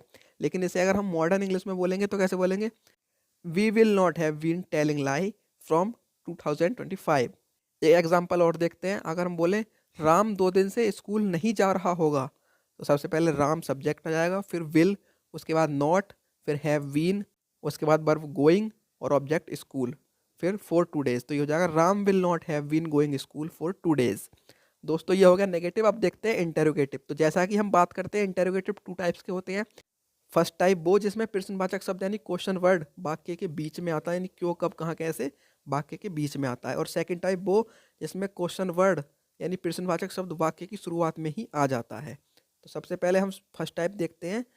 तो इसका सेंटेंस स्ट्रक्चर कुछ इस तरह से होता है कि अगर सब्जेक्ट आई और वी है तो क्वेश्चन वर्ड, फिर शैल, उसके बाद सब्जेक्ट, फिर हैव बीन, उसके बाद वर्ब की फर्स्ट फॉर्म में आईएनजी, ऑब्जेक्ट, फिर सिंस या फॉर लगा करके टाइम लगा देते हैं। वहीं आई और बी के अलावा कोई सब्जेक्ट है तो सबसे पहले तो क्वेश्चन वर्ड ही आएगा, उसके बाद विल लगा देंगे, फिर सब्जेक्ट आ जाएगा हमारा, फिर हैव बीन, उसके बाद वर्ब की फर्स्ट फॉर्म में आईएनजी, फिर ऑब्जेक्ट, फिर सिंस या फॉर लगा करके टाइम लगा देंगे। एग्जाम्पल देखते हैं। अगर हम बोले तुम 2 घंटे से कहाँ घूम रहे होगे, तो सबसे पहले कहाँ के लिए वेयर आ जाएगी, फिर विल, उसके बाद सब्जेक्ट यू आ जाएगा, फिर हैव बीन, घूमने की होगी वॉकिंग, और फिर 2 घंटे से फॉर 2 hours। तो ये हो जाएगा where will you have been walking for 2 hours। ऐसे ही अगर बोले हम रमेश 40 दिन से क्या कर रहा होगा, तो सबसे पहले क्या के लिए वॉट आ जाएगी, फिर विल, उसके बाद रमेश यानी सब्जेक्ट आ जाएगा रमेश, फिर हैव बीन, करने की डूइंग, फिर फॉर 40 days। तो ये हो जाएगा what will Ramesh have been doing for 40 days। अब देखते हैं सेकंड टाइप जिसमें क्वेश्चन वर्ड यानी प्रश्नवाचक शब्द वाक्य की शुरुआत में ही आ जाता है। तो यहाँ पर सबसे पहले अगर आई और वी हमारा सब्जेक्ट है तो हम शैल लगाते हैं, उसके बाद सब्जेक्ट, फिर हैव बीन, फिर वर्ब की फर्स्ट फॉर्म में आईएनजी, फिर सिंस या फॉर लगा करके उसके बाद हम टाइम लगा देते हैं। वहीं अगर आई और बी के अलावा कोई हमारा सब्जेक्ट है तो सबसे पहले हम विल लगाएंगे, फिर सब्जेक्ट आएगा हमारा, उसके बाद हैव बीन, फिर वर्ब की फर्स्ट फॉर्म में आईएनजी, और फिर सिंस या फॉर लगा करके हम टाइम लगा देंगे। एग्जाम्पल देखते हैं। अगर हम बोले क्या तुम 1 घंटे से खेल रहे होगे, तो सबसे पहले हम विल लगाएंगे, उसके बाद सब्जेक्ट यू आ जाएगा, फिर हैव बीन, फिर खेलने की प्ले उसमें आईएनजी जोड़ेंगे तो प्लेइंग हो जाएगा 1 घंटे से यानी फॉर 1 hour। तो ये हो जाएगा will you have been playing for 1 hour। ऐसे ही अगर हम बोले क्या हम 2 घंटे से साइकिल चला रहे होंगे, तो यहाँ सबसे पहले हम है तो ग्रामर के अकॉर्डिंग शैल आएगा, उसके बाद वी, फिर हैव बीन, उसके बाद साइकिल चलाने को दोस्तों साइकिलिंग बोलते हैं तो ये साइकिलिंग आ जाएगा, उसके बाद फॉर 2 hours। तो ये हो जाएगा shall we have been cycling for 2 hours। या फिर अगर हम मॉडर्न इंग्लिश में बोले तो शैल की जगह हम विल प्रेफर करते हैं, तो यहाँ हो जाएगा will we have been cycling for 2 hours। और दोस्तों इसी के साथ फिनिश होता है हमारा फ्यूचर परफेक्ट कंटिन्यूस टेंस। और दोस्तों हमने सारे टेंसेस को बहुत अच्छे से पूरी सीरीज में समझा है। आई होप कि आपको समझने में कोई परेशानी नहीं आई होगी। अगर कोई भी परेशानी लगे या आपको समझ में ना आए तो एक बार वीडियो को प्लीज़ फिर से देखना। आगे भी मैं ऐसी इंटरेस्टिंग वीडियोज़ आपके लिए लेकर के आता रहूँगा, तो चैनल को सब्सक्राइब करना बिल्कुल ना भूलें। मिलते हैं अगली वीडियो में। जय हिंद, जय भारत।